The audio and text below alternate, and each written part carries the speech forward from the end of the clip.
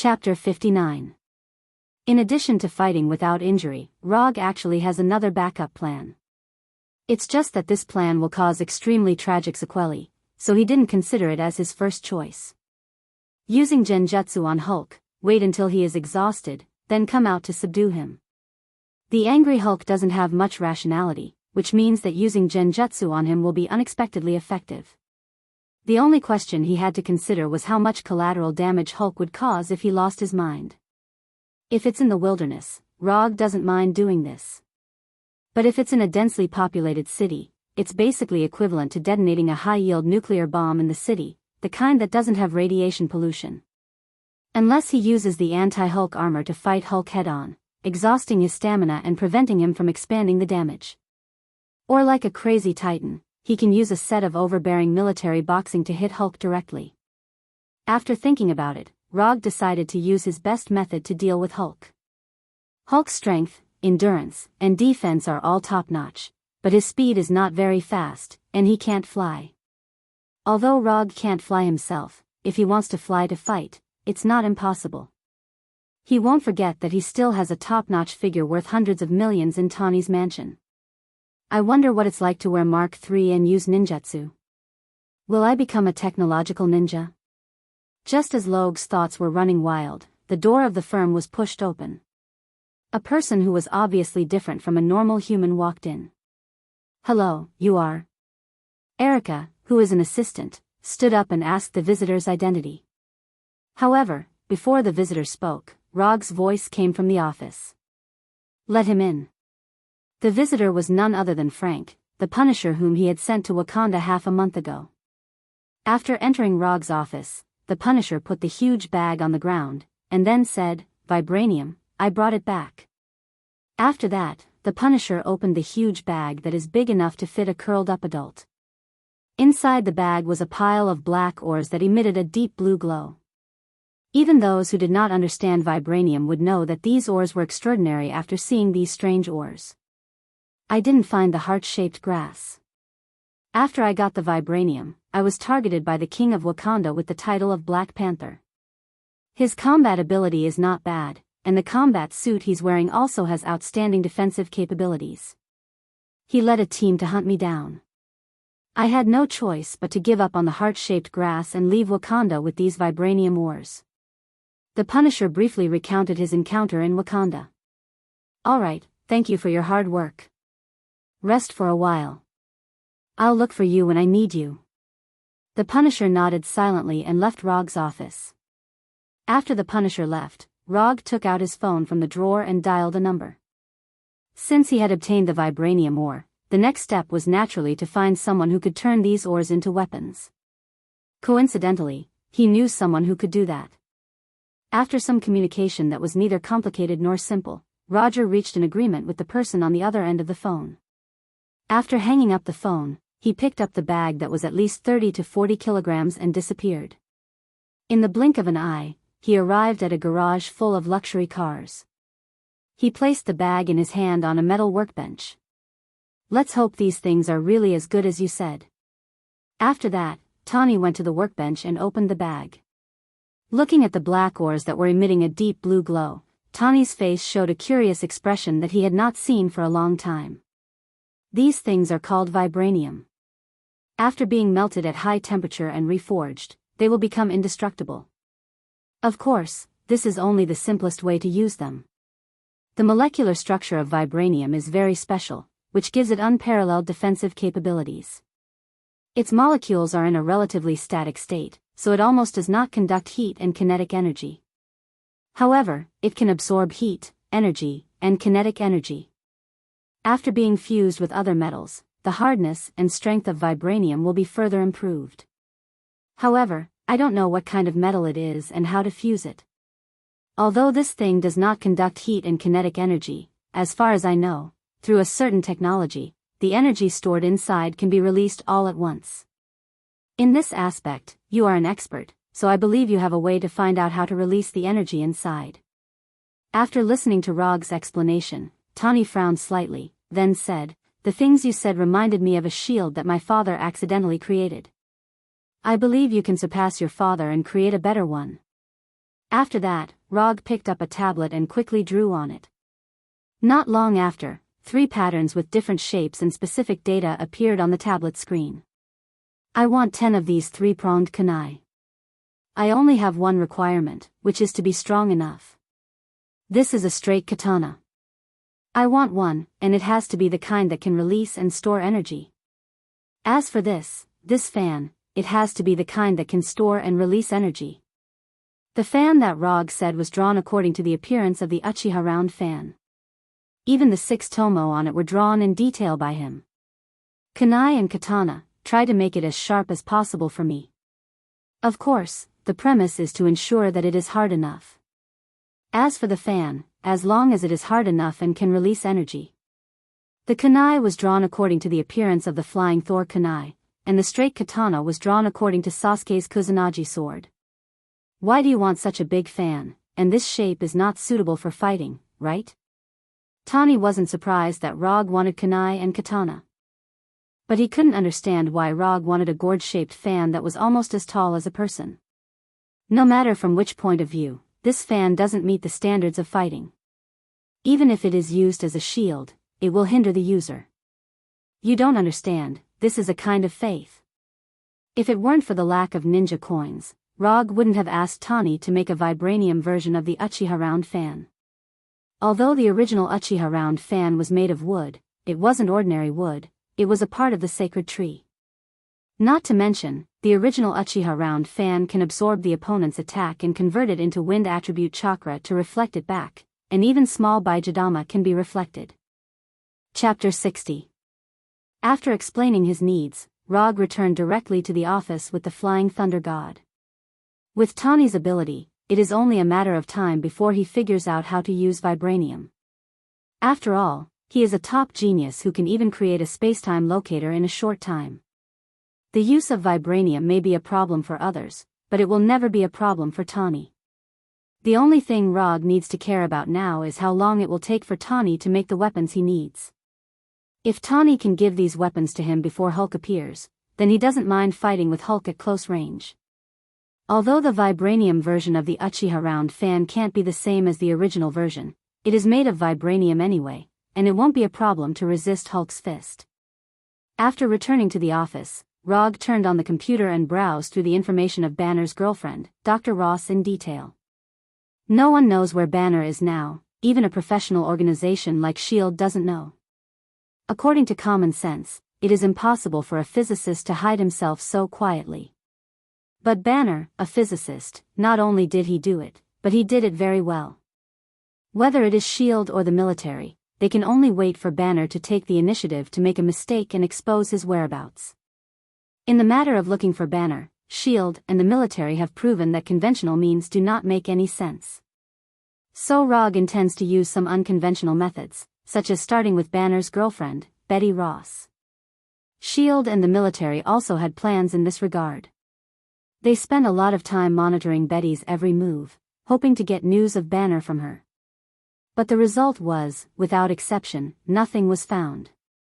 Although they couldn't get Banner's whereabouts from Betty, S.H.I.E.L.D. still sent her information together with Betty. Betty Ross, a Ph.D. in cell biology, is currently teaching at Culver University in Virginia. Betty is not only Banner's colleague and girlfriend, but also the daughter of General Ross.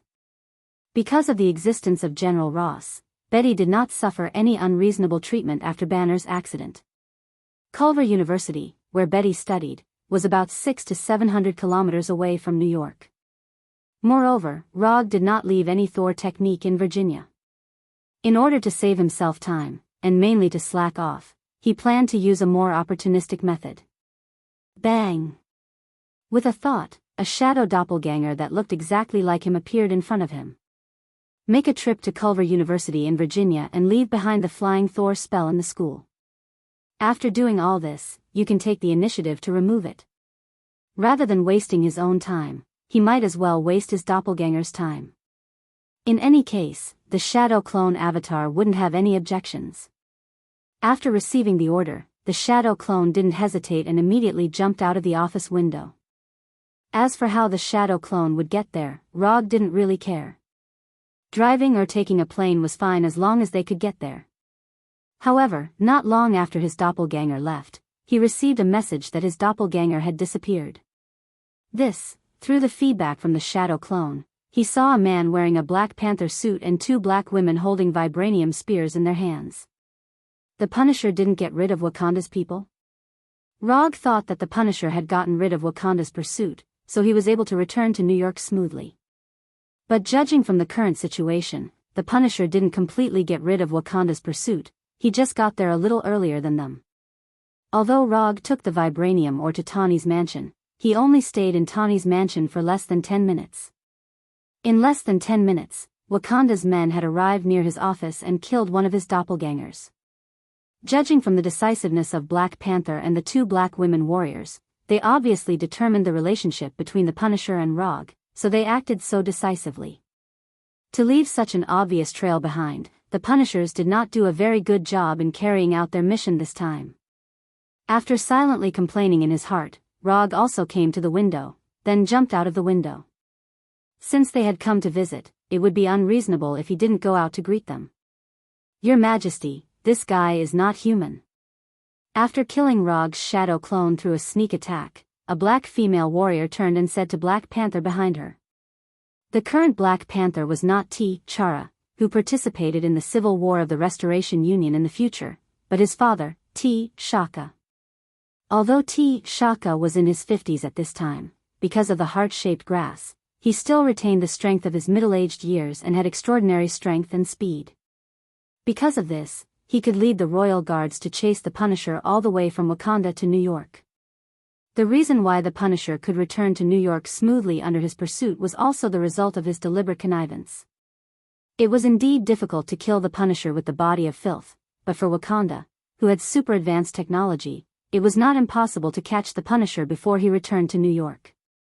The reason why the Punisher was allowed to return to New York smoothly and gave the vibranium ore to Rog was purely because T'Chaka wanted to find Ulysses Crow, who had stolen a large amount of vibranium from Wakanda through the Punisher and Rog. But T'Chaka would never have thought that this matter had nothing to do with Ulysses Crow. And the vibranium stolen by the Punisher was also sent to Tawny's garage by Rog. "The King of Wakanda personally brought the royal guards to my door. This is really my honor." Just as T'Chaka was about to take off the helmet on the Black Panther battle suit, Rog's voice sounded not far behind him. Without any hesitation, the current Black Panther T'Chaka immediately turned around and prepared to attack at any time. Because of the Black Panther battle suit, T'Chaka didn't think about defense at all. In his memory, the Black Panther battle suit represented indestructible. The Black Panther battle suit made of vibranium was indeed worthy of the word indestructible, but this didn't mean that the Black Panther battle suit would not suffer any damage. The moment he turned around, T'Chaka saw a pair of blood-red eyes. A pair of eyes he had never seen before, but instinctively perceived danger. Then, under the watchful eyes of the two black female warriors, Rog came in front of the motionless T'Chaka and hit him with a light blue Rasengan. Chapter 61. Rog has always wanted to know what kind of experience it is to hit vibranium with Rasengan. He originally thought that he would have to wait until Tawny made the Uchiha round fan to know the answer. But what he didn't expect was that a more suitable target would come to his door. With the panther suit and the body strengthened by the heart-shaped grass, Black Panther T'Chaka was simply the second most suitable test target. As for the most suitable target, of course, it was the next Black Panther T'Chaka. Although he was strengthened by the heart-shaped grass, the current T'Chaka was more than 50 years old and was not in his peak state. However, Rog didn't particularly care about this. It's good enough to have a test target that comes to his door, why would he want a bicycle? Although the royal warriors next to T'Chaka wanted to stop Rog, they couldn't keep up with Rog's speed and could only watch Rog hit T'Chaka with Rasengan. The moment Rasengan touched the panther suit, Rog immediately noticed the difference between vibranium and ordinary metal. The energy was absorbed. Although chakra is a special energy unique to Rog, chakra is also a kind of energy. After Rasengan, which is completely composed of chakra, came into contact with the panther suit, a part of its power was inevitably absorbed. However, this doesn't mean that Rasengan can't hurt T'Chaka inside the panther suit. Vibranium can indeed absorb energy, but there is a limit to the efficiency of vibranium's energy absorption. As long as the absorption efficiency of vibranium is exceeded, then vibranium can only rely on its own hardness to resist the damage. In less than a second, Rog calculated the consumption of chakra. Then, he simply increased the output of chakra. After increasing the output of chakra in an instant, the absorption of chakra by the panther suit suddenly became insignificant, and the power of Rasengan began to show on the panther suit. At this time, Shaka was still under the control of the Sharingan Genjutsu. He stood motionless in the same place like a puppet, bearing the full damage of the Rasengan. With the protection of the Black Panther armor, although Techak wasn't torn apart by the Rasengan like an ordinary person, the impact of the Rasengan still sent him flying, tumbling back dozens of meters. The severe pain allowed Shaka to break free from the influence of the Sharingan Genjutsu. To be precise, it was Rog who stopped the Genjutsu on him.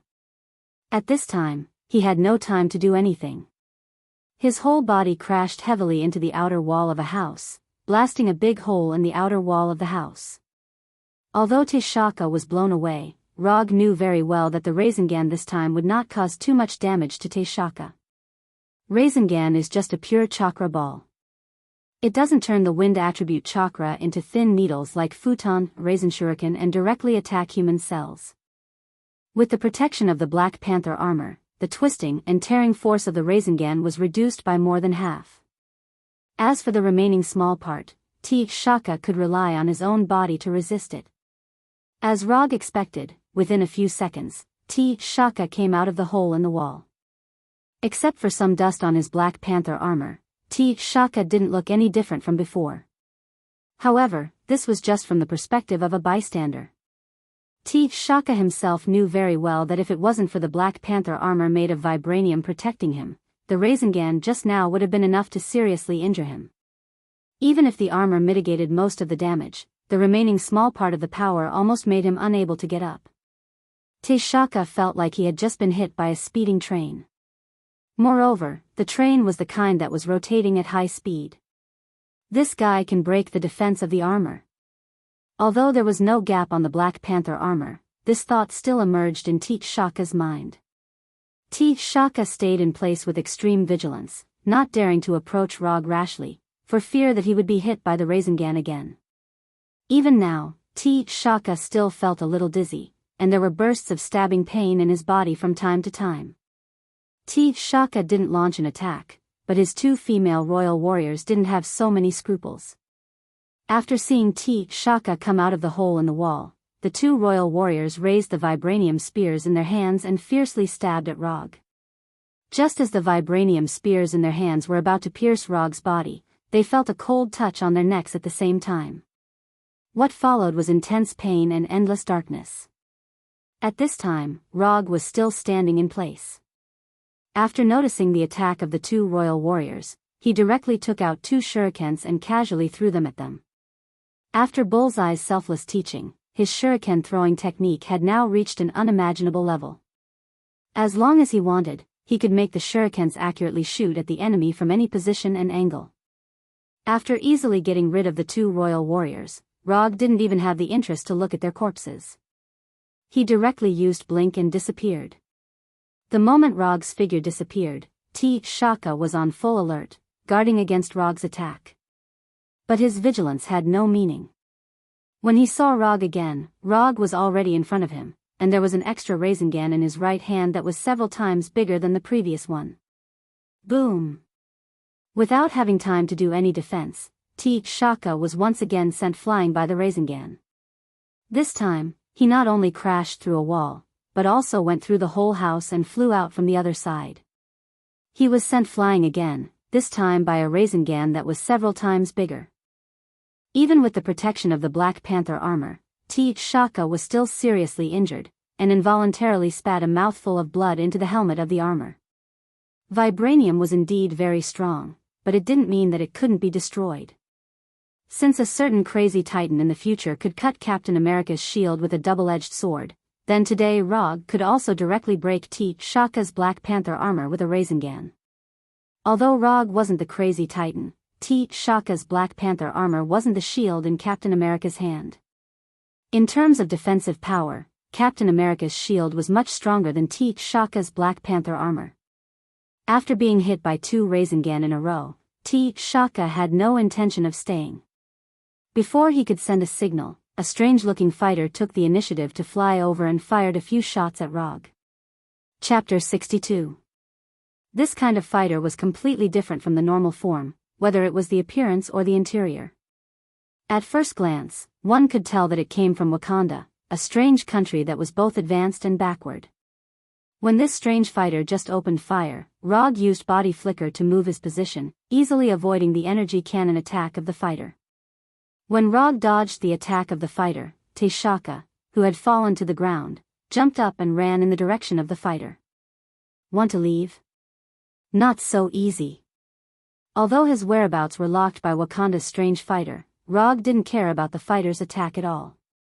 From locking to firing, he had enough time to change his position. After dodging the energy cannon shot by Wakanda's fighter again, Rog created a shadow clone to pin down Wakanda's fighter, while he used body flicker to appear behind T'Chaka. Without giving T'Chaka any time to react, Rog hit T'Chaka with the 3rd Rasengan. Boom! T'Chaka, who was wearing the Black Panther armor, was once again sent flying. After crashing through several houses in succession, he finally stopped. It wasn't until T'Chaka was sent flying that the fighter pilot discovered that there were 2 identical Rogs on the ground. Before he could react, Rog's shadow clone launched an attack at the fighter. Water release, water cannon technique. The strange liquid bullet hit the fighter at a speed faster than the speed of sound, leaving a finger-sized hole in the fighter's hull. The fighter's hull wasn't made of vibranium? After discovering this, Rog's shadow clone didn't hesitate and once again used the water cannon technique. However, this time the liquid bullet didn't cause any damage to the fighter. Although the fighter's hull wasn't made of vibranium, the Wakanda engineers wisely added vibranium to the key parts that could cause serious damage.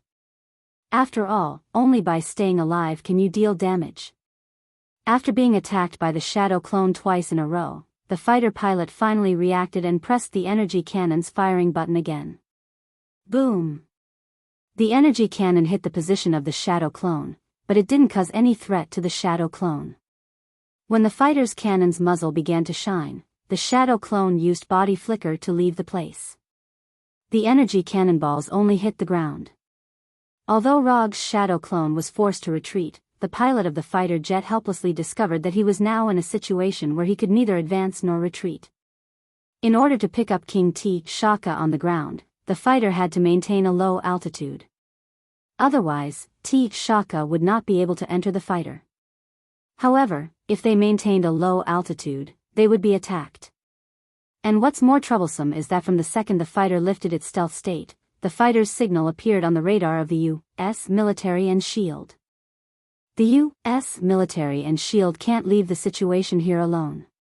Unsurprisingly, the U.S. military and SHIELD's fighters are now on their way.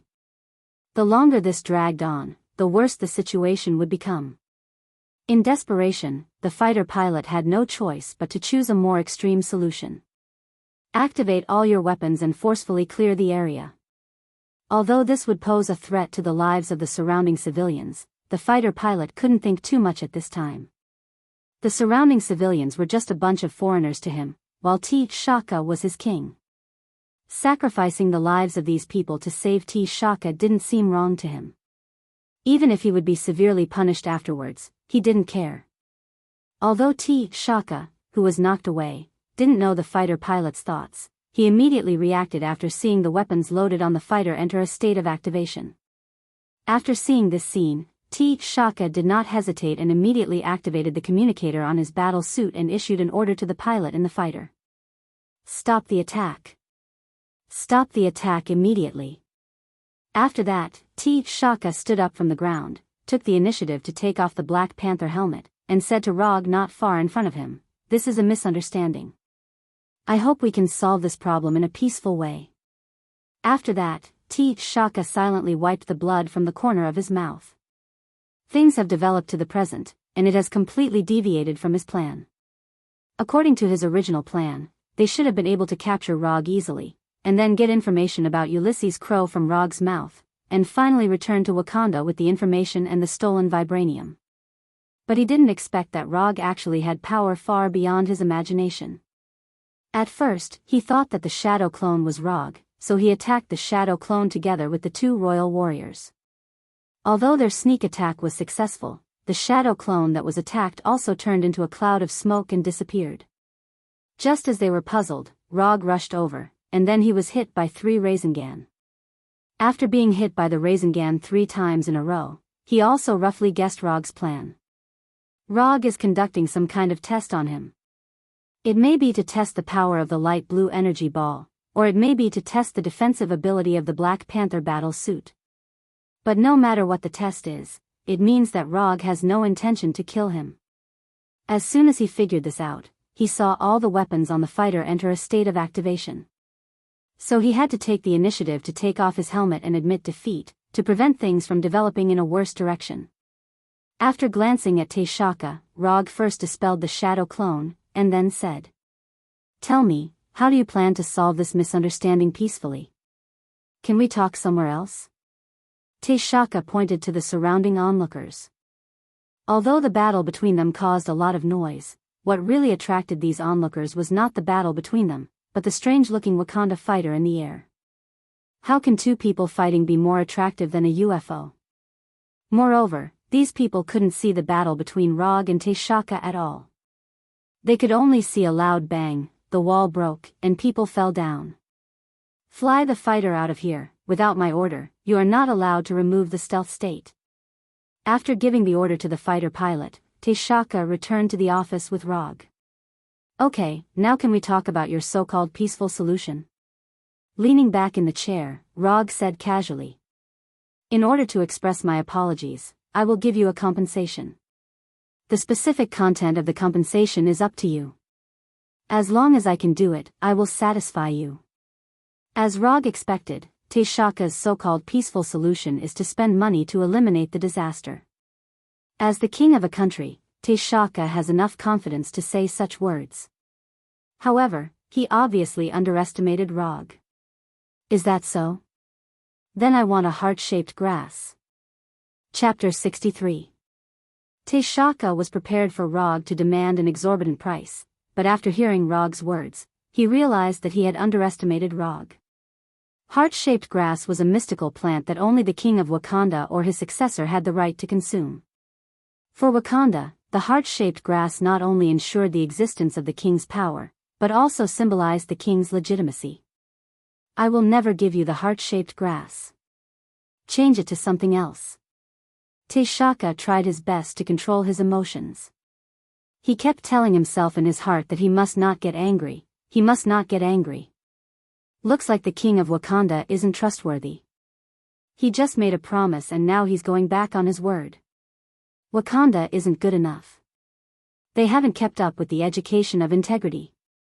Before he made the request, Rog was very clear that T'Chaka would never give him the heart-shaped grass.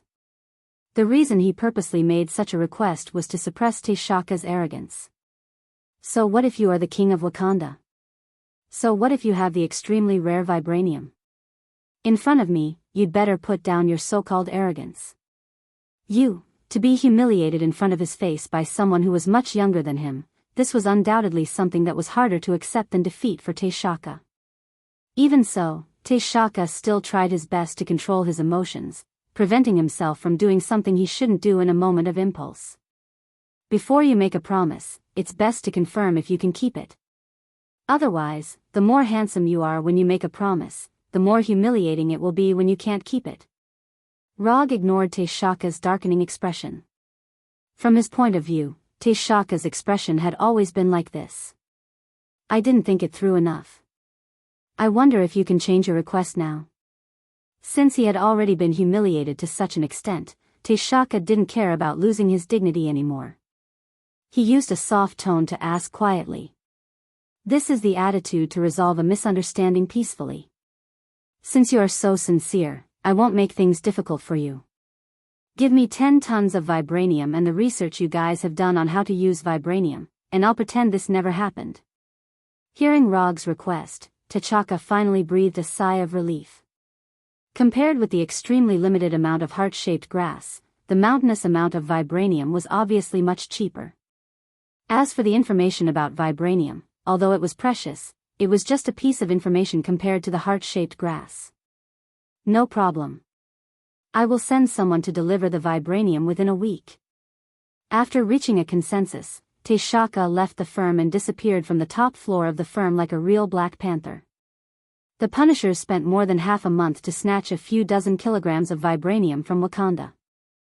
In the end, Rog spent less than 10 minutes to obtain 10 tons of vibranium from Wakanda's king Shaka.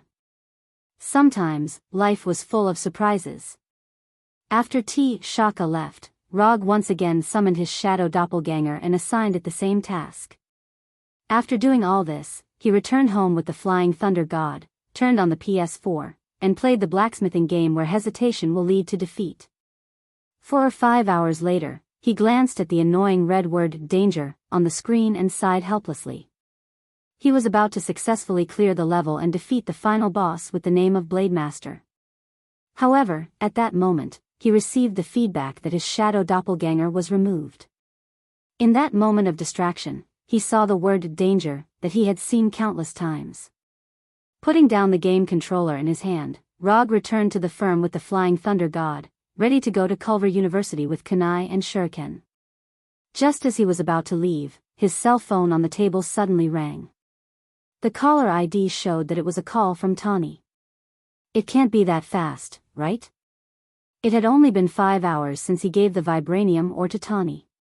You need to come over right now, right now. After that, Tawny hung up the phone. In the short 2 or 3 seconds of the call, Rog heard some strange sounds from the background of the call. Without any hesitation, he immediately used the Flying Thunder God and teleported to Tawny's garage. As soon as his figure appeared in the garage, a bolt of lightning as thick as an arm struck him. Boom! The light blue lightning instantly passed through his position and hit the wall behind him, leaving a very obvious big hole in the wall. Before he could figure out what happened, the second and third lightning came in front of him. The speed of these 2 lightning bolts was not slow, but the flying Thor was faster. Rog's figure disappeared again, and the 2 lightning bolts missed again, leaving 2 obvious holes in the garage wall. After returning to the garage through the flying Thor, he was much more careful. He avoided the lightning bolts everywhere and came to Tawny's side. What the hell did you do? The thing that is crazily releasing lightning is not something else, it is the vibranium Uchiha round fan that Rog asked Tawny to make. I fused the vibranium ore you brought with an antique spear I bought at an auction in Norway, and added some other metals, and then it became what it is now. When he heard the word Norway, Rog instinctively noticed that something was wrong. In the normal world, Norway is an ordinary Nordic country.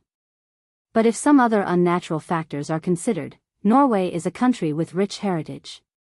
Speaking of it, it's not a very special thing, it's just that the Asgard people prefer Norway. The Nordic mythology originated from Norway, and to some extent, it can be basically equivalent to the biography of the Asgard people. Are you kidding me?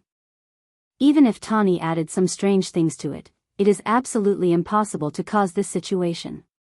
The vibranium Uchiha round fan is now crazily releasing lightning. This is definitely not a normal phenomenon after several materials have been fused together. In order to test whether this thing has the function of storing and releasing energy as you said, I charged it with an arc reactor. After saying that, Tawny pointed to a workbench not far away. On the workbench, there are more than 20 small arc reactors that are no longer emitting light. At this time, although Tawny is hiding in the Mark III, Rog is very sure that this guy is definitely hiding something. But this is not the main point. The main point now is how to deal with the vibranium Uchiha round fan. Chapter 64. According to Tawny, the reason why the vibrating golden round fan could discharge electricity was because he used the arc reactor to charge the round fan. Although this was a bit too much, in any case, the energy in the round fan was limited. This also meant that even if they did nothing, the energy in the round fan would completely disappear due to the passage of time. However, how long would this take? Rog and Tawny couldn't be sure.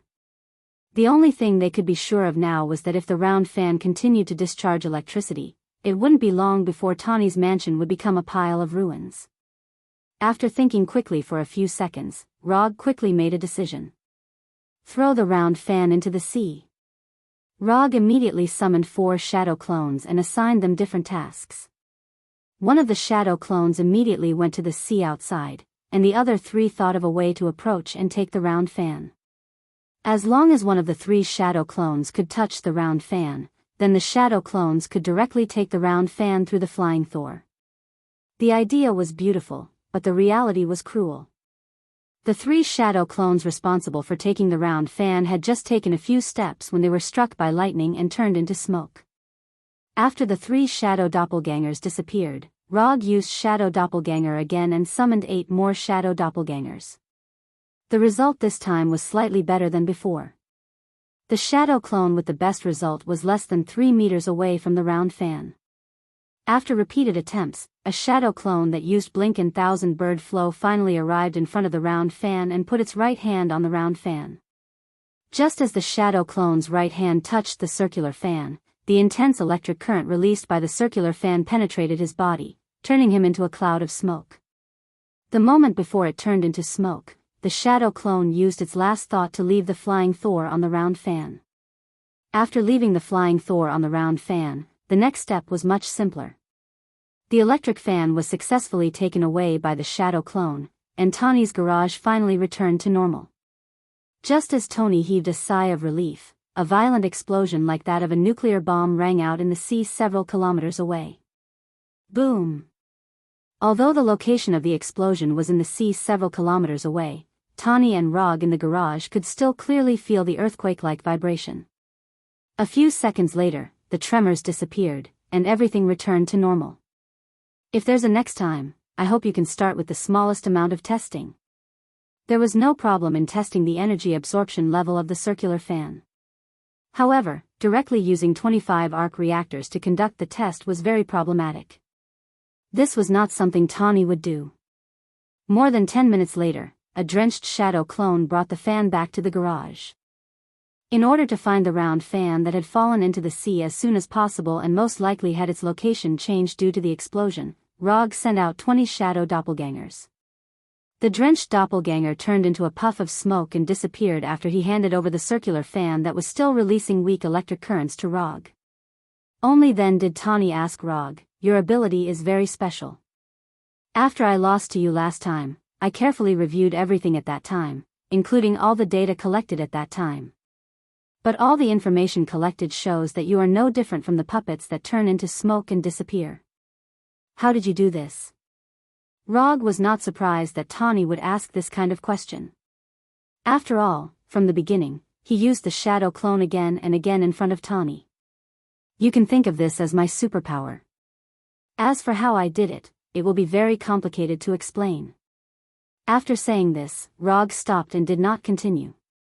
After seeing that Rog did not intend to continue, Tawny did not continue to ask and change the topic. Although this thing is not what I planned, according to the performance just now, this thing should meet your requirements.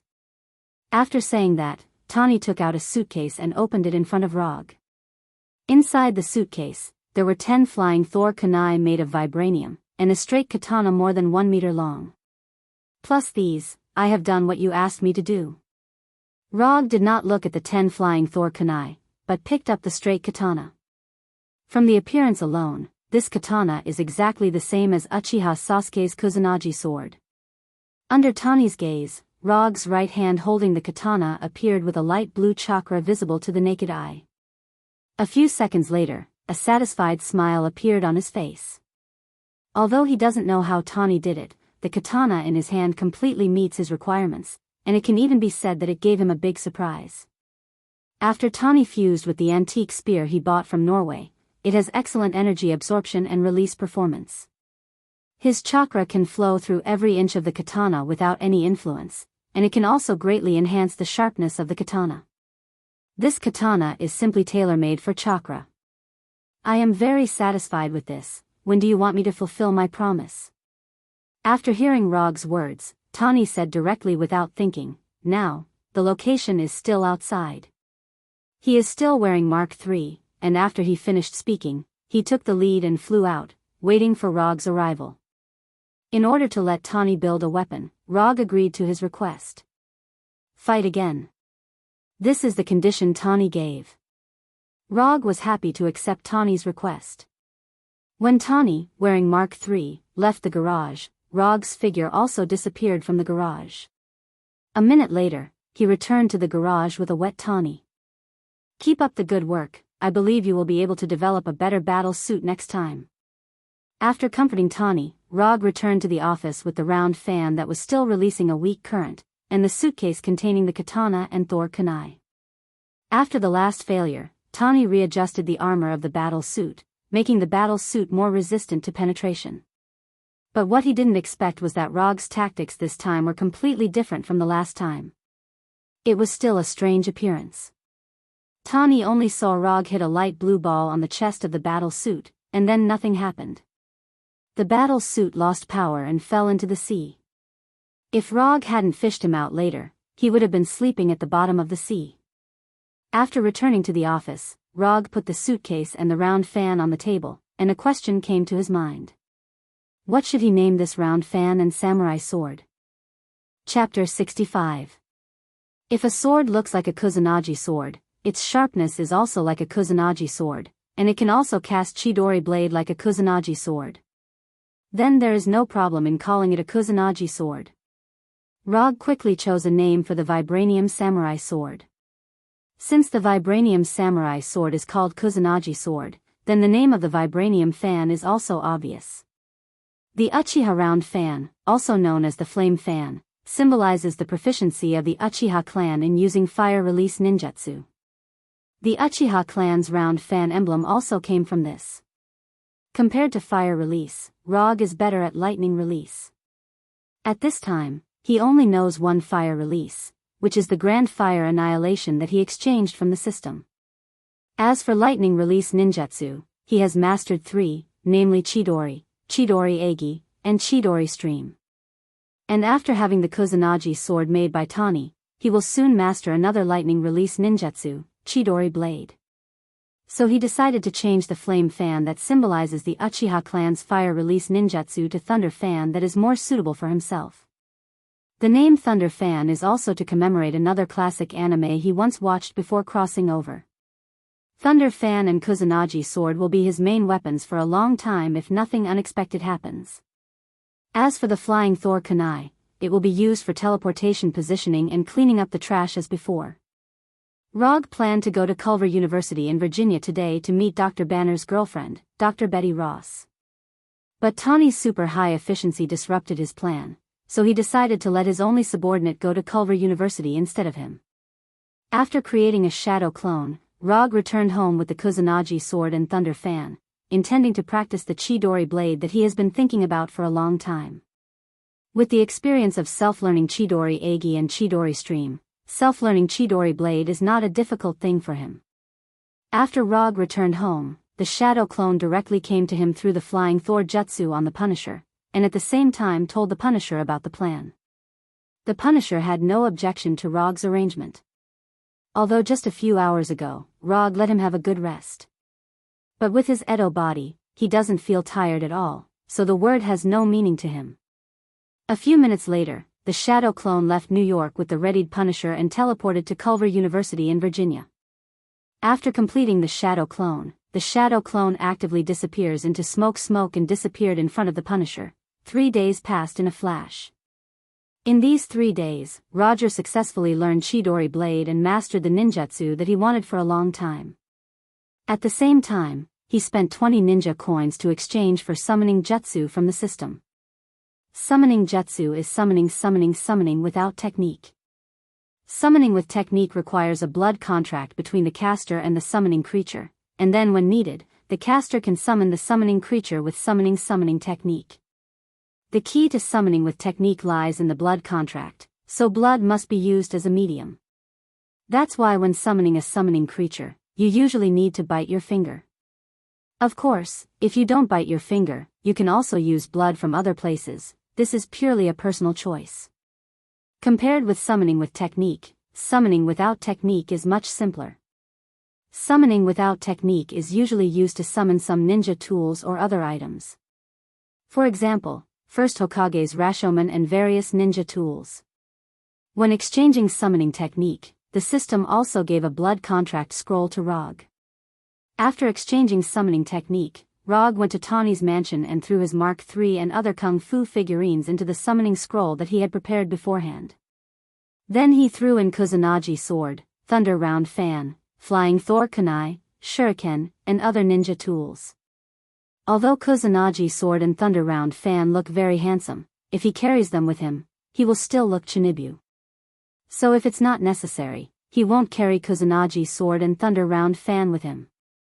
After returning to the office, Erika handed a box to Rog. Inside the box is a white mask and a black robe. This is the mask and robe that Rog took time to come back to the office 3 days ago, and then arranged for Erika to customize. The shape of the mask is basically the same as Obito's 3-tomo white mask. The only difference is that the tomo on the top of the mask is complete, and there is no hole. And the black robe is exactly the same as the Akatsuki's black cloud robe. 3-tomo mask, black cloud robe, Kusanagi sword, and thunder round fan. This is the fighting image that Rog created for himself in the future. After throwing the 3-tomo mask and the black cloud robe into the summon scroll, his figure disappeared from the office and came to Culver University where Banner's girlfriend, Dr. Ross, was studying. At this time, Culver University was not as calm as a normal university should be. Police and soldiers were everywhere on the campus. Rog was not surprised by this strange scene, because all of this was arranged by him. 3 days ago, he arranged a new task for Punisher through his shadow clone. Kidnap Betty Ross and blow up all the laboratories that Banner used, and do it as high profile as possible. The Punisher kidnapped Dr. Ross, who was in class, in front of everyone in a high-profile way, and then installed a time bomb in the laboratory used by Banner. Not only that, after the kidnapping and explosion, he also contacted the local news media and several large domestic media outlets, and provoked the local police and the FBI. Then, the scene before his eyes happened. The local police and the FBI agents rushed to Culver University as soon as possible. As for the UA troops that appeared on the campus, they were sent by General Ross. Originally, this kind of thing was not suitable for the military to intervene. Even if Dr. Ross was General Ross' daughter, it was not convenient for him to send people over. However, the Punisher gave General Ross a very good reason to intervene. The next day after provoking the local police and the FBI, the Punisher contacted the media again and gave them a video recording at the same time. In the video, Dr. Ross was normal. She was neither panicked nor haggard, and she talked about the days when she and Banner carried out research together in a very calm tone. The research that Dr. Ross talked about was the secret biotechnological strength enhancement experiment that General Ross was conducting. This video was specially ordered by Rog. He wanted to use this video to fish out Bruce Banner, who was hiding somewhere. Chapter 66. Even S.H.I.E.L.D. and the military couldn't find Banner, a physics doctor with a concealment talent, so Rog naturally wouldn't waste his time looking for Banner. Since he can't find you, then he'll let you show up. After the accident, Banner didn't contact Dr. Ross once. But Rog was sure that Banner had always been concerned about Dr. Ross' safety. The reason why he didn't show up was to protect Dr. Ross. So Rog planned this kidnapping and let the Punishers make a big deal out of it. Only in this way can Banner, who is hiding somewhere, know the news and make him show up. His beloved girlfriend was kidnapped and he had the strength to save his girlfriend. Under such circumstances, Rog wasn't afraid that Banner wouldn't show up. As for whether Banner would hold a grudge against him or not, he didn't care at all. The Punishers who kidnapped Dr. Ross have nothing to do with me, Rog. Just as he was wandering around Culver University with a relaxed expression, he saw 2 familiar figures. One was Coulson, whose hairline was receding, and the other was Black Widow Natasha, who was wearing casual clothes. S.H.I.E.L.D. is also here, and it's getting more and more lively here. The police, the FBI, and the military have all appeared, and it's not surprising that S.H.I.E.L.D. is here.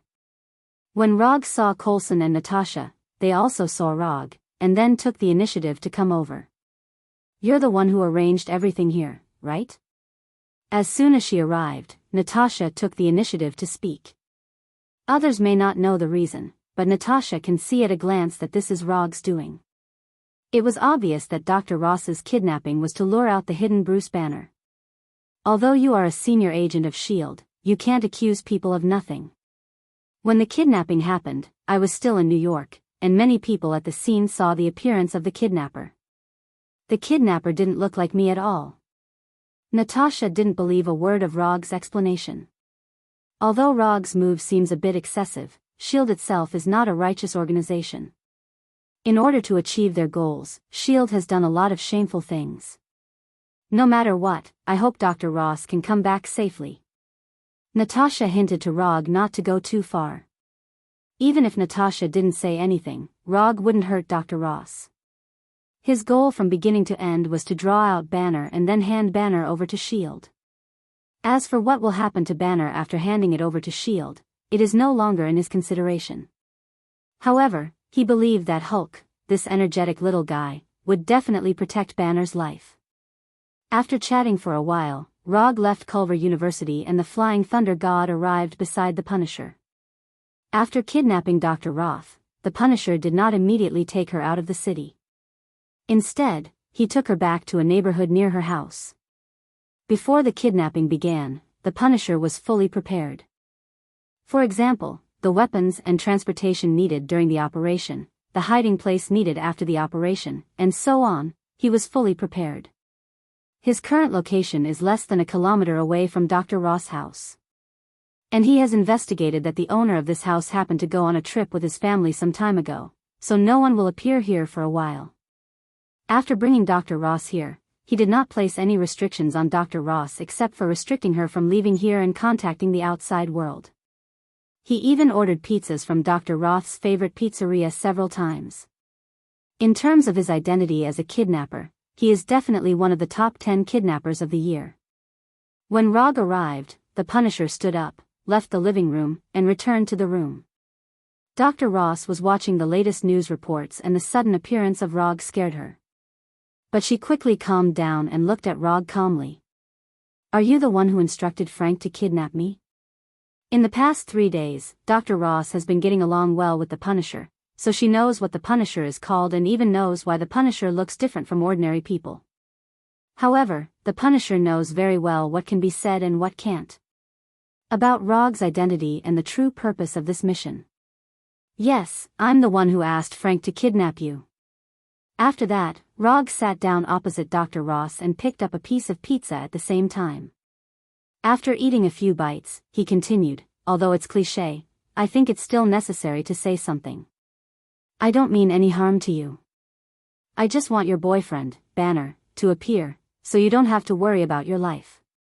As long as Banner appears, you can go back. It has to be said that the pizza in this shop is really good. No wonder Betty Ross and Bruce Banner like it." Banner? Banner, he. When the accident happened, Dr. Ross was injured and unconscious. Since that day, she has never seen Banner again, nor has she received any information from Banner. He should still be alive now, I just don't know where he is. At this time, Banner had just finished a day's work. He returned to his place of residence and prepared an ordinary dinner for himself. Then he picked up a thick Portuguese-English dictionary, intending to eat his dinner while learning Portuguese, the official language of Brazil. Just as he turned on the TV and was about to learn Portuguese from the TV program, he accidentally saw a piece of news while changing channels. Although he still doesn't understand Portuguese and the picture on the TV is not particularly clear, he still recognized the person on the TV at a glance. This is an international channel that occasionally broadcasts some foreign news, such as American news. He recognized the person in the news report, the woman whose photo he still kept even when he was on the run. After seeing this scene, he immediately turned on his computer and began to search for relevant news information. When he searched for relevant news reports, the bracelet in his hand made a harsh alarm sound. His heartbeat rate began to rise rapidly, and his breathing became more and more rapid. Just as the blood vessels on his neck bulged and revealed an abnormal green color, he finally reacted. He quickly breathed in and out, gradually calming his heartbeat. After his heartbeat returned to its normal frequency, he turned off the computer and began to pack his luggage. After more than a year on the run, he decided to return to the United States. Chapter 67. If he can't even protect the woman he likes, then what kind of man is he? Although Banner is a cultured person, he is definitely not a cultured person. He had been on the run before because he wanted to study a way to turn himself back into a normal person, not because he was afraid of General Ross. After briefly sorting out his belongings, Banner pushed open the door and left without looking back. After talking to Dr. Ross, Rog returned to his home in New York with the Flying Thunder God, turned on the PS4 again, and continued his blacksmith game. Before leaving, he left a Shadow clone for Punisher and asked the Shadow clone to assist Punisher and prevent them from being found by the FBA or S.H.I.E.L.D. For days passed in the blink of an eye. When Roger finally cleared the level of the blacksmithing game, he received a notification that his Shadow clone's skill had been removed. After receiving the feedback, he didn't hesitate to put on a black robe, put on a 3-tomo mask, and took the Kusanagi sword and the Thunder Round fan. Then, he directly used the Flying Thunder God and teleported to Culver University in Virginia. When he arrived here, the first thing he saw was the angry Hulk with green skin. After 4 days of travel, Banner finally returned to this place that he was once very familiar with, but as soon as he appeared, a heavily armed army rushed out of the school and completely surrounded him. This army was specially arranged by General Ross, and there was only one purpose, that is, to capture Banner. Under the command of General Ross, the desperate Banner could only transform into Hulk and fight a head-on battle with these heavily armed soldiers. Then, it was a one-sided ravage. Although General Ross had made sufficient preparations and had even formed a special forces team with rich experience, he was still not prepared. But under the huge gap in strength, all his preparations seemed meaningless. If it weren't for S.H.I.E.L.D., who was hidden in the dark, suddenly intervening in the battle, Hulk would have been nowhere to be found. Even so, Hulk still showed unparalleled tyrannical power, defeating S.H.I.E.L.D. special forces. The current Culver University was not so much a university as a battlefield. It was a battlefield where the human army fought against non-human monsters. After arriving here, Rog first sized up the surrounding environment, then slowly walked towards Hulk, who was not far away. At this time, Hulk was attacking S.H.I.E.L.D. special forces like a beast. When he saw Rog wearing a black magic cloud robe and holding a thunder fan coming towards him, he decisively changed his target. General Ross was the first to discover Rog, because his position just happened to be near the Flying Thor. Looking at the strangely dressed Rog who suddenly appeared like a ghost, General Ross's first reaction was that this person was Hulk's helper. However, this thought was quickly overturned by himself because he saw an eagerness to fight from Rog. General Ross, who has been in the army for decades, knows what this fighting spirit means, so he silently put away the weapon in his hand and then watched Rog walk towards Hulk. The distance of dozens of meters was almost in the blink of an eye for Hulk, who was running at full speed. When Hulk rushed to Rog like an ancient beast and punched him with all his strength, Rog raised the thunder fan in his hand and blocked it in front of him. Hulk's fist slammed into the thunder fan in Rog's hand. Just when everyone thought that Roger would be sent flying by Hulk's punch, they saw a scene that they didn't expect at all. Rog, who was holding the thunder fan, was not sent flying. The thunder fan in his hand was not broken, and there was not even a loud impact. Hulk's punch seemed to have hit cotton, and it didn't have any effect at all. Only Rog himself knew that Hulk's punch still had some effect. The thunderous round fan didn't let him down. It blocked Hulk's punch without any injury, but the huge force still made him take a few steps back. If he hadn't mobilized chakra in time to enhance his strength, Hulk's punch would have been enough to push him 5 or 6 meters away. Looking at the somewhat unreasonable scene in front of them, General Ross and S.H.I.E.L.D.'s agents were shocked. They may not know how powerful Hulk is, but they are sure that Hulk's power is definitely not something that humans can resist. Hulk is someone who can even throw a military Hummer like a toy ball. Even if he doesn't use his full strength, his punch is enough to destroy anything in front of him. Although it was unbelievable, they had to admit that this strange guy with a white mask and a black robe did block Hulk's punch. If my men also have this kind of power, then, thinking of this, S.H.I.E.L.D.'s captain and General Ross involuntarily looked at each other and regarded Rog as someone on the other side. After confirming that the thunder fan could block Hulk's punch, Rog under the mask showed a satisfied smile. After finding that his fist did not cause any damage to Rog, Hulk threw a few more punches at Rog, trying to knock down the guy in strange clothes in front of him. Although Hulk's attack speed is very fast, Rog's reaction speed is even faster. Every punch that Hulk threw out was blocked by the thunderous fan. While resisting Hulk's attack, Rog also took the time to throw a few fixed body technique on Hulk. Just as Hulk's attack did not exert the power it should have, the fixed body technique that Rog threw out was no exception, and all of them failed. To be precise, it is not that it has failed. It is that Hulk's physical fitness is too abnormal, causing the effect of the fixed body technique to be infinitely close to zero. In this case, it is completely impossible to use quantity to make up for quality. After realizing that the fixed body technique had no effect at all, Rog did not hesitate and threw a dark walk technique on Hulk, trying to deprive Hulk of his vision. Like the fixed body technique, the dark walk technique did not have any effect at all. When the physical fitness is strengthened to a certain extent, it is enough to offset most of the negative effects. After blocking Hulk's punches, Rog used the body flicker technique to open the distance, then put away the thunder fan and pulled out the Kusanagi sword. Since the auxiliary ninjutsu didn't work, he directly used the offensive ninjutsu. With a thought, a light blue lightning visible to the naked eye appeared on the Kusanagi sword. Right-ton, Chidori Blade. Chapter 68. The light blue lightning wrapped around the Kusanagi sword like an electric snake, and at the same time, it sounded like 1,000 birds chirping. The chirping sound made Hulk, who was already in a state of anger, even more irritable. Looking at the Kusanagi sword in Rog's hand that was constantly chirping, Hulk let out an inhuman roar and then rushed towards him. Although speed is not Hulk's strength, it also depends on what he's compared to. Compared to his own strength and physique, his speed is indeed not fast.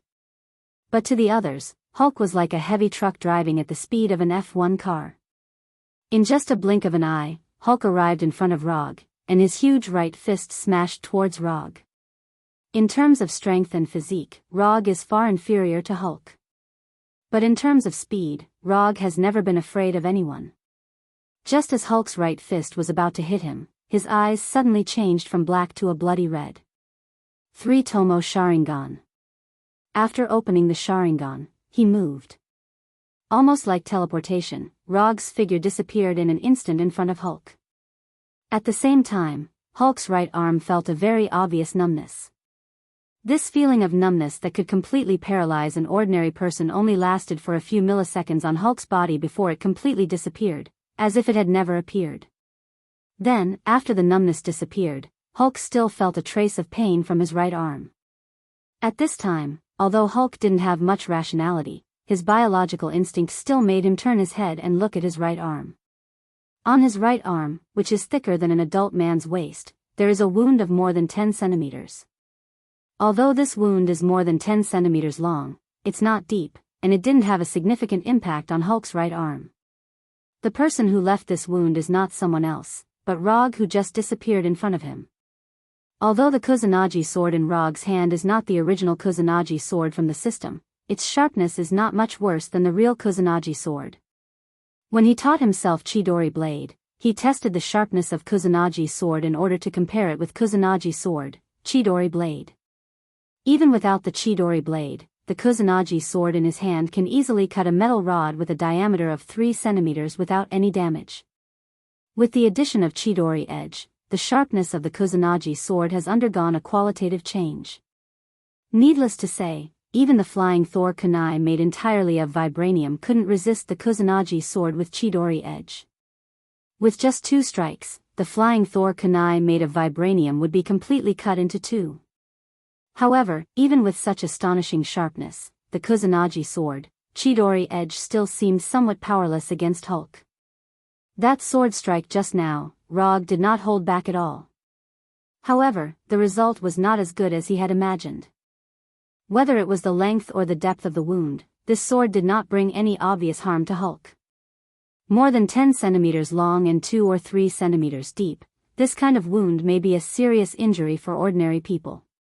But for the 3 or 4 meters tall, strong and messy Hulk, this kind of injury was only a little more serious than a broken skin.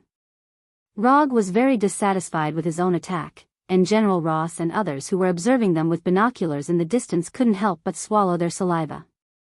They used enough weapons and equipment to fight a siege of a city, but they couldn't leave any obvious scars on Hulk's body. But now, they saw an obvious wound on Hulk's body. Although they didn't see how Rog launched the attack, they were 100% sure that the wound on Hulk's right arm was caused by the katana in Rog's hand that was wrapped in electric current and constantly making chirping sounds.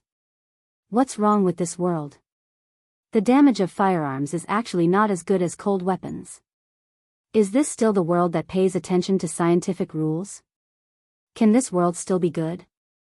Just as General Ross and others looked at Rog and Hulk in the distance in disbelief, Bronsky, who was next to General Ross, showed an extremely strong desire in his eyes. This kind of power, this kind of form, this is simply the most perfect creature in the world. If it wasn't for the serious danger of getting close to Hulk, Bronsky really wanted to touch Hulk's body with his own hands and feel the power contained in that perfect body. While General Ross and others were shocked, Rog launched an attack on Hulk. Although Kusanagi sword, Chidori blade can't cause significant damage to Hulk, it is not weak to the point that it can't hurt Hulk at all. Even if it can only cut a wound of more than 10 centimeters, as long as he continues to cut, it will eventually reach the point where Hulk's muscles and bones are hurt. After discovering that he was injured, Hulk, who was already angry, became even angrier, and his fists smashed towards Rog without any pattern. Hulk's attack seems to be very powerful, but this kind of attack is full of loopholes. Rog can dodge it even with his eyes closed. However, at this time, he did not directly get out of Hulk's attack range, but his legs slightly pushed and he jumped directly in front of Hulk. Hulk didn't know why Rog did this, but when he saw Rog jump in front of him, a cruel smile appeared on his big green face. I'm going to skin this guy alive. This is Hulk's own idea. If it was Banner, even if his right arm was injured by Rog, he wouldn't have such a cruel idea. To some extent, Banner and Hulk are like two sides of the same coin. Hulk is impulsive and irritable, while Banner is calm. Hulk is good at solving problems with force, while Banner is good at solving problems with wisdom. Just as Hulk was about to use the cruelest method to kill this guy in front of him, who had made him feel an inexplicable sense of disgust ever since he appeared, he saw a pair of blood-red eyes with 3 tomo. Sharingan Genjutsu. Rog originally didn't intend to use Sharingan Genjutsu, but Hulk's ability to take a beating far exceeded his expectations, so he had to use Sharingan Genjutsu as a backup plan. Just now, he had already used Genjutsu, Dark Walk Jutsu on Hulk, but Hulk ignored the influence of Dark Walk Jutsu with his incredible body. Although Dark Walk Jutsu doesn't work on Hulk, this doesn't mean that Hulk can completely ignore the influence of Genjutsu. Moreover, what Rog used this time is not an ordinary Genjutsu, but a Genjutsu that originated from Sharingan. Anger is the source of Hulk's strength, but anger can also become a heavy burden that overwhelms Hulk. Chapter 69. Although he has the Sharingan, Rog rarely uses the Sharingan's Genjutsu in battle. Compared with Genjutsu, he prefers and is better at ninjutsu. The last time he used the Sharingan's Genjutsu was when he fought with Mr. Film. That was the first time he used the Genjutsu ability of Sharingan in battle. Although it was the first time, the Genjutsu ability of Sharingan still gave him a big surprise.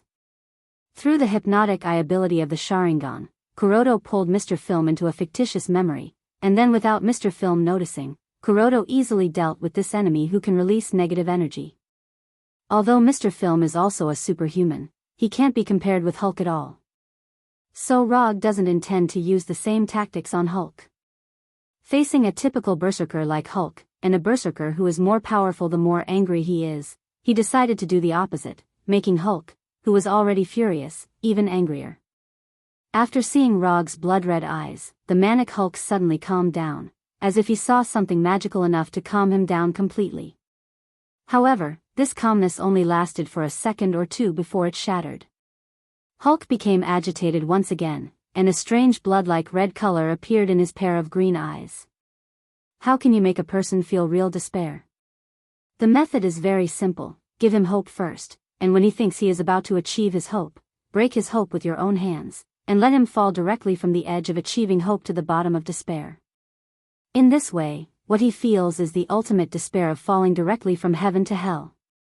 The same method can also make a person feel extreme anger. What Rog is doing now is such a thing. While hypnotizing Hulk, he tried to see if he could make Hulk calm down directly, so that Banner could regain control of his body. But unfortunately, Hulk is extremely resistant to returning to calmness. So Rog had to follow the original plan, making Hulk, who was already angry, even angrier. Hulk became angrier, and Hulk became stronger. Taking advantage of the fact that Hulk had yet to launch an attack, Rog took the opportunity to leave a Flying Thunder God technique on him. When he was done, Hulk erupted like a volcano. Hulk let out a roar that didn't sound human at all. Then, like an angry gorilla, he waved his arms angrily. At this time, Hulk had completely lost his mind. Now, he was only left with pure attack instinct and boundless anger that filled his mind. Even General Ross and the others, who were more than 100 meters away, reacted immediately after seeing Hulk's appearance. Hulk had gone completely crazy.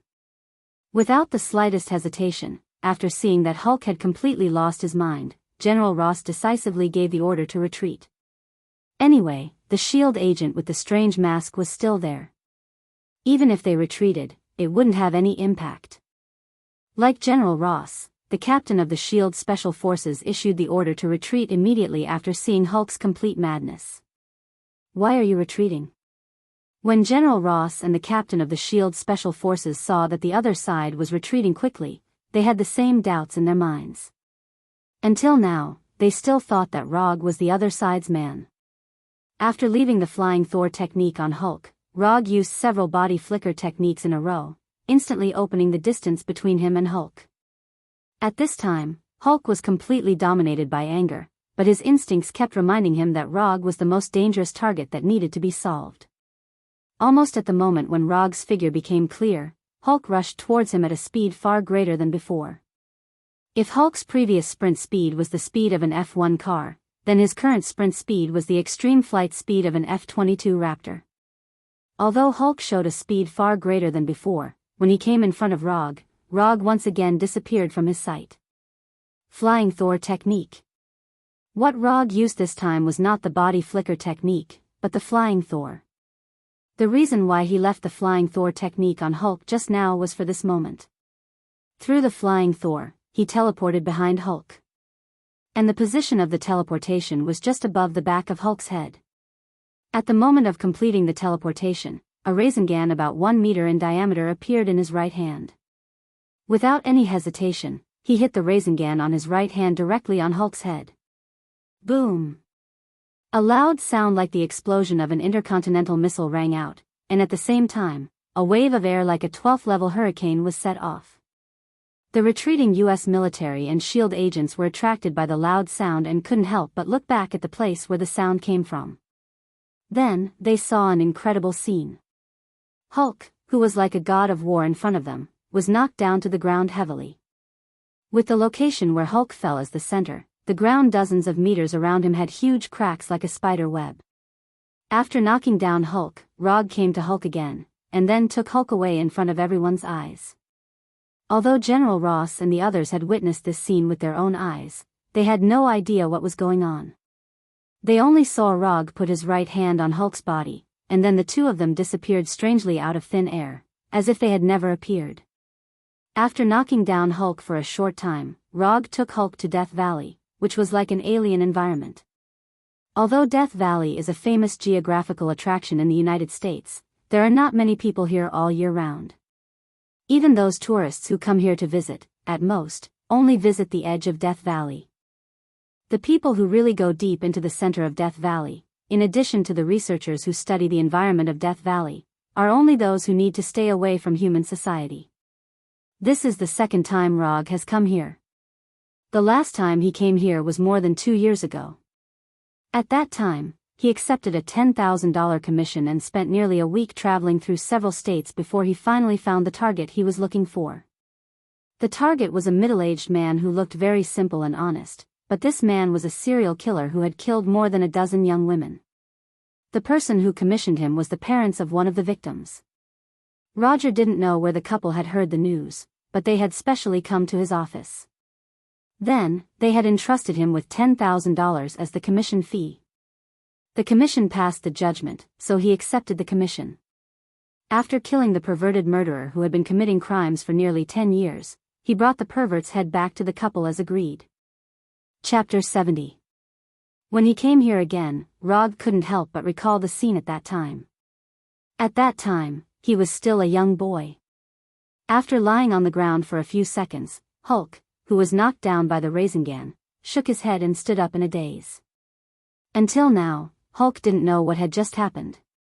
In order to knock down Hulk, who had an incredible physique, Rog deliberately used the Odama Rasengan that he hadn't fully mastered. Although the Odama Rasengan looks only a little bigger than the Rasengan, the difficulty of controlling it rises sharply, and the requirements for the amount of chakra are also several times higher. Hulk was the first person to bear the power of the Odama Rasengan, and the only one at present. Hulk, who stood up again, shook his head first, and after getting rid of the feeling of dizziness, he looked at the surrounding environment. Looking at the completely unfamiliar environment, Hulk, who was dominated by anger, showed a puzzled expression. Then, he saw Rog wearing a white three-tomo mask. The moment he saw Rog, Hulk's heart suddenly surged with uncontrollable boundless anger. Without any hesitation, Hulk immediately attacked Rog. When Hulk's right fist, which was bigger than an ordinary person's head, came towards him, Rog's right hand once again condensed the Rasengan. Unlike the Odama Rasengan just now, he condensed an ordinary Rasengan, but it was about the same size as Hulk's fist. Boom! When Hulk's right fist collided with the Rasengan in Rog's hand, a violent storm of chakra suddenly broke out. Hulk's right fist broke the Rasengan in Rog's hand, but his right fist also completely bore the full power of the Rasengan. An unimaginably powerful force instantly enveloped Hulk's entire right arm, constantly twisting and tearing his right arm. If it was an ordinary person, the moment they were enveloped by this force, the whole person would be twisted and torn out of human shape. Even if it was a steel body made of steel, it would be impossible to compete with this powerful force. But Hulk relied on his strong body to resist the power of the Rasengan. At the moment when Hulk smashed the Rasengan, Rog decisively used the body flicker technique to open up the distance between himself and Hulk while avoiding being shrouded by the chakra storm. Although Hulk bore the full power of the Rasengan, it didn't cause too much damage to him. It just made his right arm feel a pain that he had never experienced before. Rog was not surprised by this result.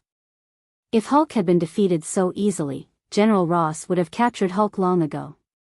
Looking at Hulk's 3 to 4 meter tall giant body, Rog's mind suddenly came up with a crazy idea. To defeat Hulk, Rasengan alone is definitely not enough. But if what hit Hulk was not a Rasengan, but an Odama Rasengan, then the result would be very different. After mastering Rasengan, Rog had the intention to learn Odama Rasengan by himself, and he studied it silently for a while. This is the reason why he was able to use Odama Rasengan before. However, he didn't completely master Odama Rasengan, and whether he could use it smoothly depended on his luck at the time. After thinking about it for a second or two, he decisively made a decision. He wanted to complete the study of Odama Rasengan here. Using the sense of oppression brought by Hulk's attack at any time, he forced himself to exert more potential. Although this decision seemed rash, he decided to be rash for once.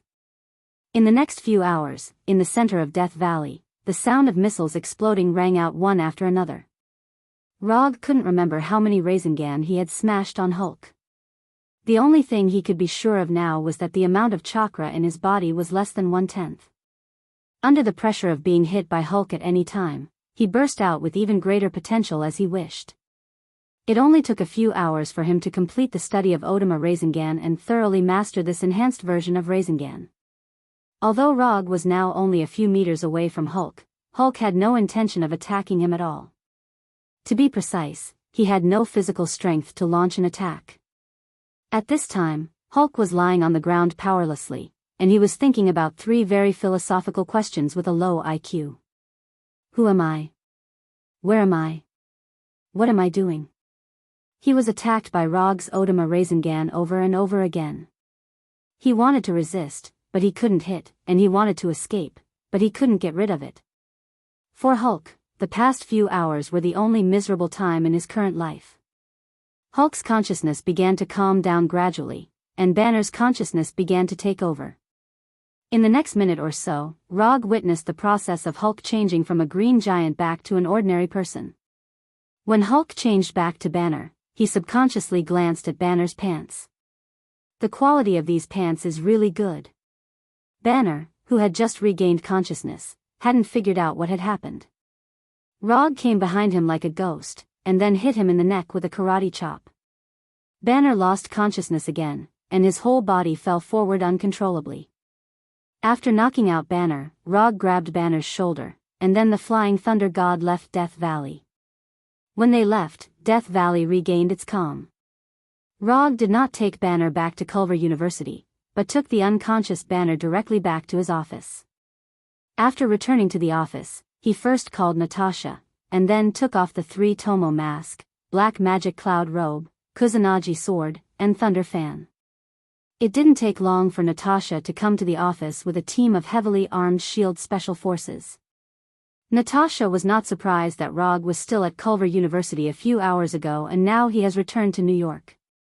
Although SHIELD doesn't know how many extraordinary abilities Rog has mastered, they are still relatively clear about the ones that Rog often uses. Instant movement, fire breathing, creation of clones that are exactly the same as the original body and have the ability to attack. These are the 4 abilities that SHIELD currently knows about Rog. According to the Commission, you can take him away now. Natasha didn't ask Rog how he did it. She directly arranged for the special forces to take away the unconscious Banner, and at the same time, put handcuffs and ankles on Banner. Rog wanted to remind them, but he finally gave up on this plan. SHIELD is very clear about Banner's abilities, otherwise, they wouldn't have entrusted him. When Natasha and the others left the office, Rog opened the attribute panel that only he could see. It's not much different from the last time he opened it, but there are 3 more ninjutsu, summoning jutsu, Chidori blade, and Odama Rasengan. The number of unconsumed ninja coins has also become 124. According to his previous plan, he had planned to save 300 or 500 ninja coins directly, and then exchange Manjikyu's Sharingan or Hashirama's would release ninjutsu from the system. However, after this commission, he decided to adjust his exchange plan. Manjikyu's Sharingan and Hashirama's would release are indeed very strong, but for him now, these are not the most urgent existences. Chapter 71. While fighting with Hulk, Rog couldn't help but sigh at how strong Hulk's body was, and at the same time, he felt that his body was too weak. Compared to ordinary people, although he has a strong body, he can be considered to have an inhuman body. But compared to those monsters with super physiques, he was as weak as a baby. If it wasn't for his speed, he wouldn't be able to fight with Hulk, who was a tank and a fighter. Even if he can't have a super physique like Hulk or Thor, he still needs to improve his physique to keep up with his speed and chakra. In the system's exchange page, there were many ways to improve his physique. But there weren't many that fit his fighting style and he could afford it. Sage Body. It inherited the vitality and energy of Hagoromo of the 6 paths. If he had enough ninja coins, Rog wouldn't mind directly exchanging for the purest Sage Body. But right now, he only has 124 ninja coins, so he can only exchange for the shrunken version of the Sage Body. The Senju Clan Sage Body. The Senju Clan Sage Body only costs 100 ninja coins. On the Senju Clan Sage Body, there was another Sage Body that wasn't as shrunken, and that was Hashirama's Sage Body. Hashirama's Sage Body costs 500 ninja coins, which is the same price as his would release. However, even Hashirama's Sage Body isn't a complete Sage Body. On his Sage Body, there are 2 upgraded versions of the Azura Sage Body and the 6 Paths Sage Body. The Senju Clan Sage Body, Hashirama's Sage Body, Azura's Sage Body, and 6 Paths Sage Body. This is the complete upgrade route of the Senju Clan Sage Body. Next to the upgrade route of the Senju Clan Sage Body, there is also the upgrade route of the Uzumaki Clan Sage Body. The only difference is that the first 2 parts of the Uzumaki Clan Sage Body were changed to the Uzumaki Clan Sage Body and Uzumaki Naruto Sage Body. Just as Rog was about to exchange for the Senju clan's sage body, he found an exchange icon next to the Senju clan sage body. Immortal body transplant technique. Rog was very sure that when he browsed through the Thousand Hands clan's immortal body, he definitely did not see this new icon. After clicking on the icon and looking at the specific introduction, he couldn't help but frown. This is a hidden item that will not appear in the host's current state under normal circumstances. Until the host is interested in the corresponding exchange target and has enough ninja coins, these hidden exchange items will appear.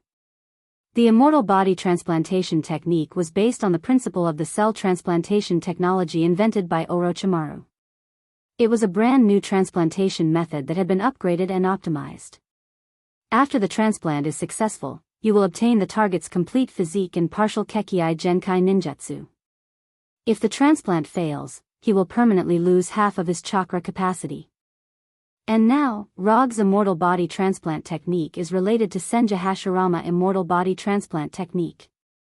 The exchange price of this transplant technique is 100 ninja coins, the same price as the exchange price of the Senju clan's sage body. But unlike the 100% success rate of the Senju clan, Hashirama's method only had a 20% success rate. In other words, if the transplant is successful, it is equivalent to using 100 ninja coins to exchange for 500 ninja coins worth of Hashirama immortal body. If the transplant fails, he will waste 100 ninja coins for nothing. For this problem, Rog made a decision without thinking. Without any hesitation, he directly spent 100 ninja coins to exchange for Hashirama's immortal body transplant technique. 100 ninja coins is a huge sum of money for him right now. But he still decisively made a choice and chose to gamble on the 20% success rate. If the transplant fails, he will treat it as if Hulk was beaten for nothing. As for permanently losing half of his chakra capacity, this is a trivial matter. When his unspent ninja coins returned to 24, a string of jutsu that he couldn't understand appeared on the back of his right hand. Before he could take a closer look, the jutsu written in black ink on the back of his right hand emitted a burst of dark green light. Why is it green again? Rog just ridiculed in his heart, and the jutsu on the back of his right hand began to grow wildly. In just a blink of an eye, these jutsu with dark green light spread all over his body. At the same time, he found that the chakra in his body was wildly flowing uncontrollably. Are all the jutsu transplants so wild now? Just as such a thought appeared in his mind, he lost control of his body, and his whole person came to a strange green planet as if his soul was out of his body. To be precise, he came to the outer space of a strange green planet. At this time, what appeared in front of him was a green planet completely covered by trees. He didn't know how big this green planet was, nor did he know what this green planet meant. The only thing he could be sure of was that this green planet was like a meteor that happened to fly by, and it attracted him in an extremely overbearing and irresistible way. The scene changed, and he instantly came to a lush forest that was unreasonable. The trees in the forest suddenly came to life, and the large and small branches stretched towards him like the tentacles of a deep-sea octopus. In just a blink of an eye, he was firmly bound by these branches, and then he completely lost consciousness. Rog felt that he had a very, very long dream. When he opened his eyes again, he found that he was still sitting on the chair in the office. There was no dark green jutsu on the back of his right hand, and there was nothing strange around him, as if everything just now was really just a dream. He immediately opened the system's attribute page, and then he was stunned. Host, Rog profession, ninja talent, Muji casting, 7 attribute chakra Kekkei Genkai, 3 Tomo Sharingan, Mokuton physique, Senju body, Senju Hashirama, ninjutsu, substitution, body flicker, fixed, shadow clone, flying Thor, chakra perception, summoning, Rasengan, Odama Rasengan Mokuton, wood dragon technique, wood human technique lightning release, Chidori, Chidori sharp spear, Chidori flow, Chidori blade fire release, grand fire annihilation water release, water iron cannon genjutsu, dark. Walk physical arts, monstrous strength chakra amount, 99 cal psychic item, Punisher Frank, Edo Tensei, unspent ninja coins, 24 looking at the newly added Senju body, Mokuton, wood dragon technique, wood human technique, and monstrous strength on the attribute page. Rog began to wonder if he had been targeted by the goddess of luck recently. Chapter 72. Rog was very satisfied with the results of the immortal body transplant this time. Even if the system made adjustments to the Kekii Genkai, would release, and those ninjutsu, it won't have much impact on his good mood at this time. As long as the sage body is in his hand, everything else is easy. After calming down a little, he began to carefully browse the system's introduction to those ninjutsu and would release Kekii Genkai. Kekii Genkai, would release, the would release ninjutsu developed by the first Hokage Senja Hashirama. It is a mixture of two chakra properties. The ultimate source of power comes from the chakra tree. Would release can use chakra as the source of life to accelerate or control the growth of plants, thereby attacking, defending, and controlling. The introduction of would release is similar to Rog's impression, and there are no particularly obvious changes. As for would human jutsu and would dragon jutsu, they are similar to what he remembered. The only difference is that would dragon jutsu absorbs the opponent's chakra ability to absorb the opponent's physical strength and energy. Rog is already used to this adjustment of would dragon jutsu. After all, before would dragon jutsu, there are two examples of chakra perception and Sharingan. After reading the introduction of would human jutsu and would dragon jutsu, he turned his attention to taijutsu monster strength. Taijutsu monster strength, through precise control of chakra, concentrates chakra on a certain part of the body or the whole body, and then explodes in an instant, causing strong physical damage. Whether from the introduction or the final result, taijutsu monster strength is very similar to the way he used chakra to strengthen a certain part of the body or the strength of the whole body. Rog even suspected that he may have mastered taijutsu monster strength long ago, but the system has not added this taijutsu to the property panel. Of course, it is more likely that the way he used it before was too rough, so rough that the system was not willing to admit it. In order to confirm this, he compared his own way with the way the system gave him and then came to a conclusion that hurt his self-esteem. The system has been unwilling to admit that the way he used chakra before was indeed because the way he used it was too rough. Compared with the way the system recognized, the way he used chakra before can only be regarded as just touching the threshold. The reason why he can smoothly use this rough way to temporarily improve his strength is purely because his chakra amount is not bad.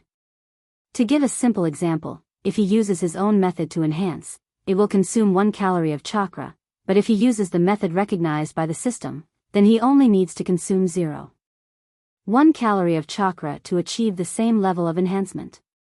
Therefore, having more chakra is still very beneficial.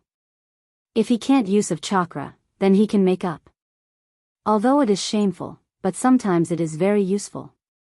After reading the introduction of Strange Strength, Rog opened the introduction of Immortal Body.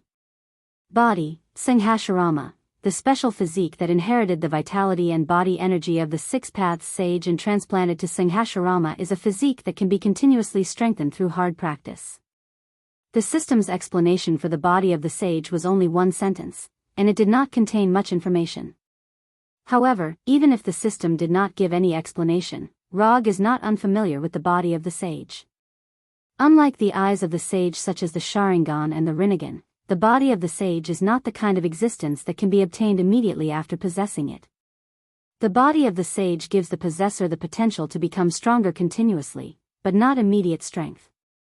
So when he saw that his chakra amount was still at 99 calories, he was not surprised. Even Azura, the second generation of immortals who were born with the body of an immortal, had to go through a long period of hard cultivation before he could obtain the same strength as his brother, Indra. In the early stage, the body of the sage is far inferior to the eyes of the sage. But in the later stage, the body of the sage can not only exert the power of the eyes of the sage, but it can even surpass the eyes of the sage. Although the body of the sage transplanted from Hashirama did not immediately increase Rog's chakra amount, nor did it make his body full of vitality like Hashirama, he is still full of confidence in the body of the sage. Isn't it just hard practice? It's not a big deal. What he is afraid of is not that he needs to practice hard to obtain power, but that he is limited by his talent. The feeling of being trapped by talent, no matter how much effort you put in, you still can't make any progress, is the most despairing.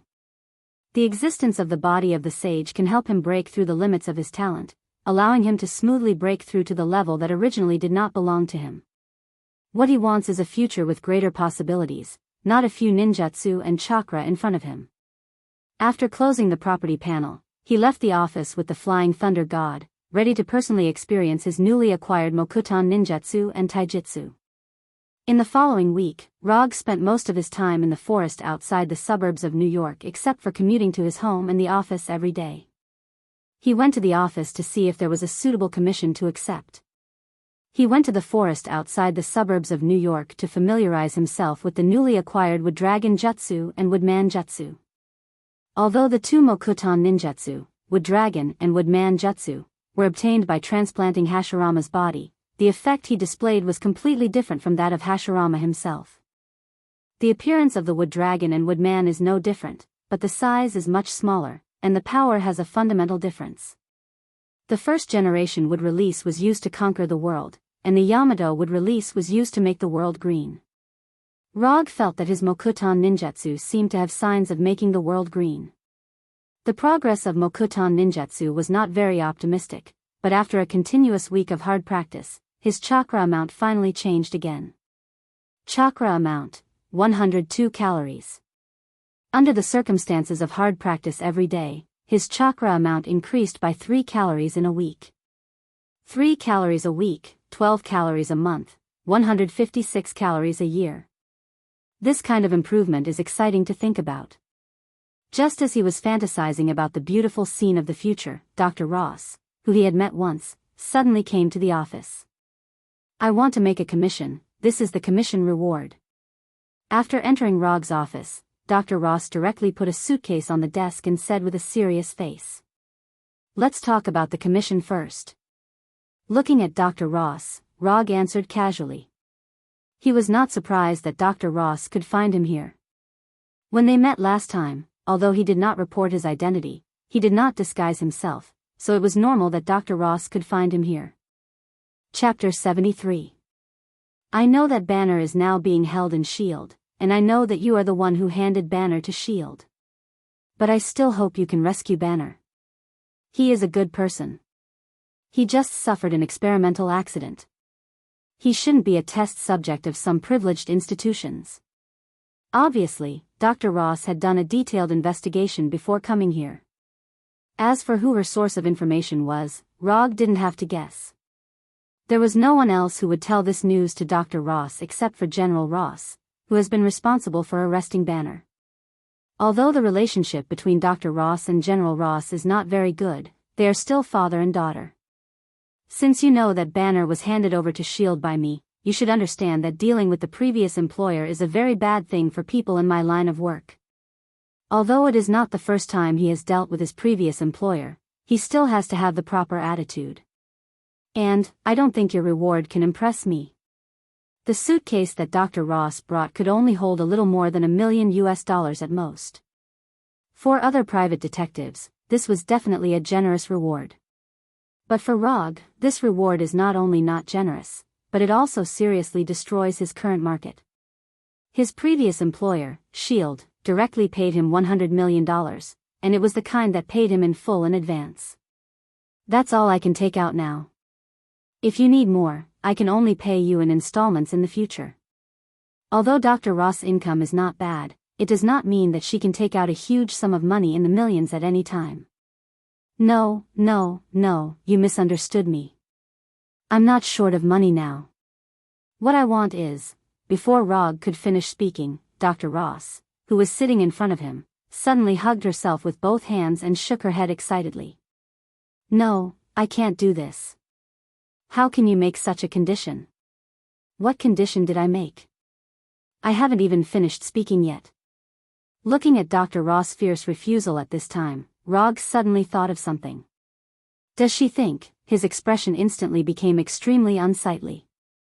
I'm a good young man who doesn't even have a girlfriend. How can I make such a misunderstanding? What went wrong in the middle? After thinking about it for a while, he remembered a job that paid quite well, but he never accepted it. It was a commission from the rich woman who had become famous because of the death of several husbands. When he thought of this, his expression became even more unsightly.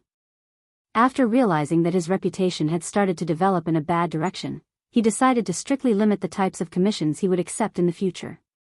Put an end to those inexplicable requests appearing again. Write down the details of the commission and the remuneration in US dollars that you can afford. After that, Roger took out the last scroll that he had yet to use and solemnly placed it in front of Dr. Ross. Looking at Rog's serious face, Dr. Ross also realized that his actions just now were inappropriate. Dr. Ross didn't say anything. He picked up the pen and started writing on the scroll. The commission reward was 5 million USD. Rog pointed to the suitcase next to him and asked with some confusion, "Didn't you just say that you could only take out so much money? What's written here is different from what you said." "I can only take out so much now, but as long as you can save Banner, I will definitely give you 5 million USD. Dr. Ross said firmly, and then silently added, "Banner has enough money to pay. It's reasonable to use Banner's money to save Banner. It's also reasonable for Rog, who entrusted Banner to S.H.I.E.L.D., to go to S.H.I.E.L.D. to save Banner. Reasonable my ass. This isn't something a normal person would do, alright? But fortunately, Rog is not a normal person, and Banner is not a normal person, so it's normal for them to do something abnormal." After putting away the commission scroll, Rog glanced at the commission page of the system. The commission page was blank, and no new commission appeared. Sigh, another ninja coin was wasted. Just when Rog was about to refuse Dr. Ross, a commission that was not the same as the client's request appeared on the commission page. Dr. Ross's commission was to save Banner from S.H.I.E.L.D. But the commission given by the system was to stop Hulk from destroying New York and send Hulk to Canada. This is the first time that Rog has seen the system give a different commission content, and with his understanding of the system, since the name used by the system is Hulk, it means that the commission will be judged to be completed only if he sends Hulk to Canada. It's not difficult to understand that Hulk needs to stop him from destroying New York. After all, Hulk has such strength. But the request to send Hulk to Canada seems a bit abnormal. It's Hulk who is sent to Canada, not Banner, which means that he can't wait for Hulk to change back to Banner as he did before. In addition, he is also curious about what Canada did wrong that the system would ask him to send Hulk there. To some extent, Hulk is equivalent to a human-shaped self-propelled nuclear bomb that can explode continuously. Sending such a guy to Canada, you can imagine what will happen in Canada. Moreover, this kind of commission is not the same as the client's request, and how to judge the reward in the end is also a new problem. Although Rog's mind is full of doubts, it is clear that the system has no intention of explaining. "I will take your mission, but there is a small problem, that is, you may need to be in Canada to see Banner." Since the system has given him a mission, and the commission reward given is not low, Rog will naturally not refuse the commission. Not to mention just sending Hulk to Canada, even if he sends Abomination, as long as the system can give him the corresponding commission and reward, he will do it. Okay. Although this result is different from what she imagined, in any case, Banner was rescued from S.H.I.E.L.D., so Dr. Ross finally agreed. But what she didn't think of was that although S.H.I.E.L.D. seems to be a special agency in the United States, in fact, S.H.I.E.L.D. has corresponding bases in most of the world. Canada is obviously one of them. You can now tell me where you know how. Banner is being held. Dr. Ross may not know where Banner is being held by S.H.I.E.L.D., but his father, General Ross, will definitely know. He is in New York now, in the S.H.I.E.L.D. base in Queens. Chapter 74. That's all I know. As for where S.H.I.E.L.D.'s base is in Queens, I don't know. Speaking of this, Dr. Ross's tone became a little lonely. General Ross was not unwilling to tell Dr. Ross the specific address, but because he did not know where S.H.I.E.L.D.'s base was. S.H.I.E.L.D. was willing to tell General Ross that Banner was in the Queens base, which is already giving the Air Force Vice Admiral a lot of face. It doesn't matter, it's enough to know that Banner is still in New York. During the previous battle, Rog had already left a flying Thor technique on Hulk. So as long as he has Banner's approximate location, he can directly sense the flying Thor technique in the area, and then directly teleport through the flying Thor. When you get to Canada, call the number above, and then I will take Banner there. After that, Rog gave Dr. Ross a flying Thor made of vibranium and gave her a business card with his phone number. Although there is no requirement for Banner to meet Dr. Ross in the Systems Commission, Rog still intends to meet Dr. Ross's wish a little and let her meet Banner. When Dr. Ross left the office with the Thor kunai and business card, he began to sense all the flying Thor techniques in Queens. After distinguishing the one belonging to Banner from dozens of flying Thor techniques, Rog used psychic technique to summon the Kusanagi sword, round fan, mask, cloud robe, and other items in the scroll. Although he couldn't hide his true identity regardless of whether he changed his clothes or not, he still put on his battle attire ceremoniously. It doesn't matter whether he can hide his identity or not. What matters is that it will look more impressive. After doing all this, his figure disappeared from the office. When he appeared again, he was already next to Banner. To be precise, he was next to Banner, who was lying on the operating table. This was a room that looked similar to an operating room. Other than the fact that the person lying on the operating table wasn't a patient and that there were 4 fully armed agents standing at the door, it wasn't much different from a real operating room. Rog's sudden appearance immediately attracted everyone's attention. The 4 fully armed agents immediately raised their weapons and aimed at him. However, before the 4 agents could fire, they saw a pair of blood-red eyes. Then, they stood rooted to the ground as if they had lost their souls. Sharingan Genjutsu. After the battle with Hulk, Rog began to slowly like the feeling of using Sharingan Genjutsu. It could be activated just by looking at each other, and it had many uses. More importantly, the onlookers had no idea what was going on. In the eyes of the onlookers, Rog only turned his head and glanced at the 4 agents. Then, the agents stood there stupidly, not moving at all. The effect of this scene was perfect. After dealing with the 4 shield agents, Rog came to Banner's side and cut off the restraints that bound Banner with kunai. At the same time, he pulled out the needle on Banner's right arm. Although S.H.I.E.L.D. had no way to subdue the Berserk Hulk, they used a very clever way to make Hulk have no chance to appear at all. As long as Banner's heartbeat is maintained at a low frequency, Hulk's appearance can be effectively prevented. Although Hulk is terrifying, Banner is easy to deal with. However, S.H.I.E.L.D. still has a little conscience. Instead of dissecting Banner directly, they continued to collect and analyze his blood composition and carried out a detailed physical data collection on him. Just as Rog was about to leave with Banner, who had not completely woken up, a big black man wearing a black trench coat and an eye patch over his left eye rushed over. Beside the black man was Natasha, who had a head of wine-red curly hair. This big black man is none other than S.H.I.E.L.D.'s director Nick Fury. His hero title is Motherf *****. Wait. Don't go yet, we can discuss it. After receiving the report from his agents, Nick Fury rushed over with Natasha and tried to communicate with Rog. However, Rog ignored Nick Fury and grabbed Banner's shoulder directly and disappeared in front of them in an instant. It seems that I spoke too slowly, he didn't hear me clearly.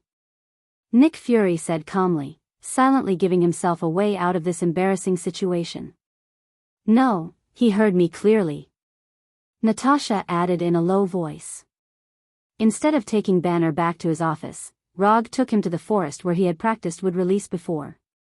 At this time, Banner was still in a weak state due to the influence of drugs, and there was no way for him to stand up like a normal person. After using chakra perception to perceive Banner's current physical state, Rog ignored Banner and left him alone in this rare forest while he left with the Flying Thunder God. Dozens of minutes later, he returned here with a brand new Chevrolet black pickup, a pile of food and clothes. After dozens of minutes of rest, the influence of drugs in Banner's body gradually disappeared and his physical strength began to recover a little. Don't be in a hurry to transform, it was your girlfriend, Dr. Ross, who asked me to save you. If you still want to see her, then get in the car. When Rog appeared again, Banner's first reaction was to transform into Hulk. He didn't forget that it was the person in front of him who handed him over to S.H.I.E.L.D. After hearing Rog's words, Banner thought seriously for dozens of seconds, and then went straight to the black pickup and was ready to open the door and get in. The co-pilot's seat is mine, and your seat is next to it. After that, Rog opened the door directly and sat in the co-pilot's seat. Although he didn't know what Rog was going to do, Banner came to the driver's seat and drove away from the forest. Where are we going? Banner, who was holding the steering wheel, asked. Just drive in the direction of Canada, you can drive however you want. Rog replied casually. In fact, Rog doesn't need to prepare a special vehicle for this. He can stay somewhere with Banner and wait for Dr. Ross to arrive in Canada and then directly teleport there with the Flying Thunder God. Although this is the most labor-saving way, he doesn't intend to do it. It's just a waste to bring Banner to Canada, or rather, it's a waste of Hulk in his body. Before taking Banner out of the operating room, he had already figured out how to use Hulk in Banner's body. Chapter 75. Betty, what did he offer you that could move you to come to S.H.I.E.L.D. to save me? After a few minutes of silence, Dr. Banner, who was driving, finally spoke. $5 million, but she only paid a deposit of $1 million, and she said you would pay the remaining $4 million. As soon as Rog finished speaking, Dr. Banner slammed on the brakes and looked at Rog in disbelief. Just because of $5 million, you dared to save me from S.H.I.E.L.D.? Although Dr. Banner is not the kind of rich man who is worth hundreds of millions, he knows very well that $5 million is not a very generous reward for this kind of commission. Not to mention the process of saving people, the problem is that the act of saving people is undoubtedly a slap in S.H.I.E.L.D.'s face. Banner doesn't think that Rog will offend S.H.I.E.L.D. for a mere $5 million. $5 million is already a lot. Many people will not be able to earn this amount even if they work hard for a lifetime. Rog answered Banner casually. As Banner guessed, if the reward was only $5 million, he would not be interested in taking this task. The reason why he took this task was that the system gave him a pretty good reward. Content: stop Hulk from destroying New York and send him to Canada. Commission status: incomplete. Commission reward: 50 ninja coins. Although the reward of ninja coins is only half of the previous commission, Rog feels that the price is quite good considering the difficulty of this commission. Stopping Hulk from destroying New York is not a particularly difficult task in itself. As long as Banner does not transform into Hulk in New York, or directly takes the transformed Hulk out of New York with the Flying Thor, the first half of the commission will be completed. As for the second half of the content, it is quite easy. The system does not specify when to send Hulk, nor does it specify a specific place to send him. So as long as Hulk comes out before crossing the border of Canada, and then throws him over, the latter part will be completed. Since you mentioned this issue, I just want to ask, how are you going to pay the remaining $4 million? After hearing Rog's inquiry, Banner didn't even turn his head and said directly, I have an account at J.P. Morgan Bank. As long as you have the account and password, you can withdraw the money. After that, Banner directly told Rog the account number and password, and then added, let me remind you, if you withdraw the money, General Ross and S.H.I.E.L.D. will definitely target you. You have to solve this problem yourself. It's okay, as long as there are $4 million in the account. Whether it's General Ross or S.H.I.E.L.D., it's not a very serious matter to offend them. After driving for a few hours, Roger suddenly said, stop here. There's food in the container. After we're done eating, we'll go to the forest next door. Banner didn't know what Roger wanted to do, but he still pulled over as Roger told him to, and then opened the cargo box in the back. After opening the cargo box at the back, Banner was a little stunned. The cargo box was filled with all kinds of high-calorie food, and next to the food, there were several sets of loose sportswear. Remember to eat more. Rog's voice came from the car. Half an hour later, Rog and Banner parked the car outside the forest and the two walked towards the depths of the forest. Until now, Banner still didn't know what Rog wanted to do, but he silently followed behind Rog. After coming to the depths of the forest, Rog finally spoke. Let Hulk come out. Banner suspected that he had heard wrong and asked with a puzzled look on his face, you just said, let Hulk come out? Yes, let Hulk come out. What the hell does this guy want to do? Although Banner didn't know what Rog wanted to do, he felt that this was an opportunity for himself. Become Hulk, beat Rog, and then regain his freedom. Plans quickly flashed through Banner's mind. In that case, don't blame me. Not long after, under Banner's deliberate indulgence, a trace of green appeared on his skin, and his whole person began to grow bigger and stronger at a speed visible to the naked eye. When the 3 or 4 meter tall Hulk appeared again, Hulk first let out an angry roar like a beast, and then stared at Rog with his eyes, as if he wanted to eat him alive. However, before Hulk launched an attack, he saw Rog not far away suddenly clasped his fingers and formed a hand seal that he didn't know what to call. With the talent of Muji casting, Rog doesn't need to make any hand seals to perform ninjutsu. But in order to look better, he silently formed a sea hand seal. Mokutan Wood Dragon Technique.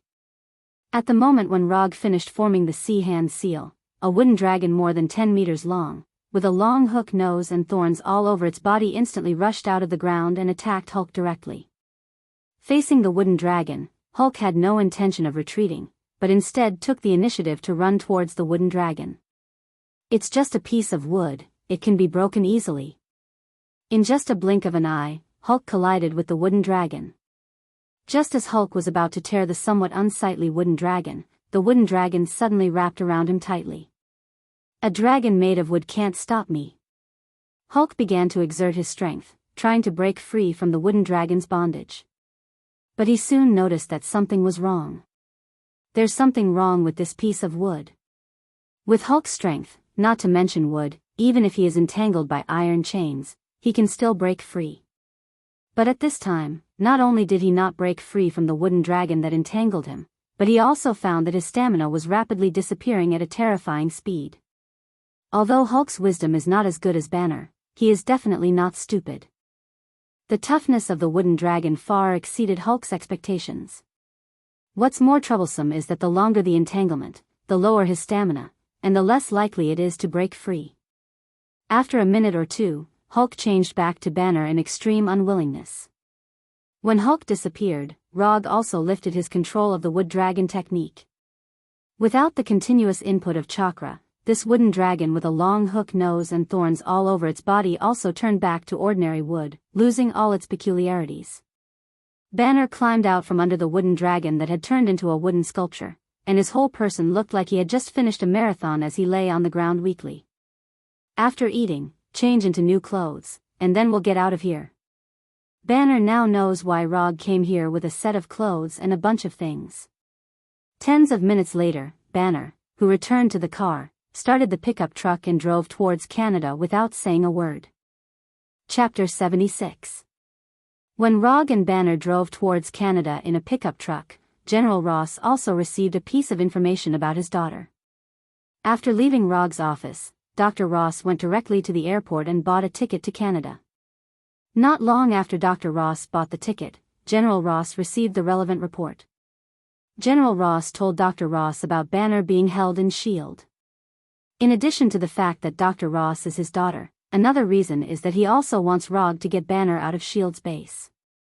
General Ross can't go to S.H.I.E.L.D. to grab people, but he won't give up on Banner either. Banner is the only and successful test subject at present, so in any case, he will not give Banner to S.H.I.E.L.D. Although General Ross doesn't know what Rog will do, he is sure that this guy, who is nominally a private detective, definitely has a way to bring Banner out of S.H.I.E.L.D.'s base.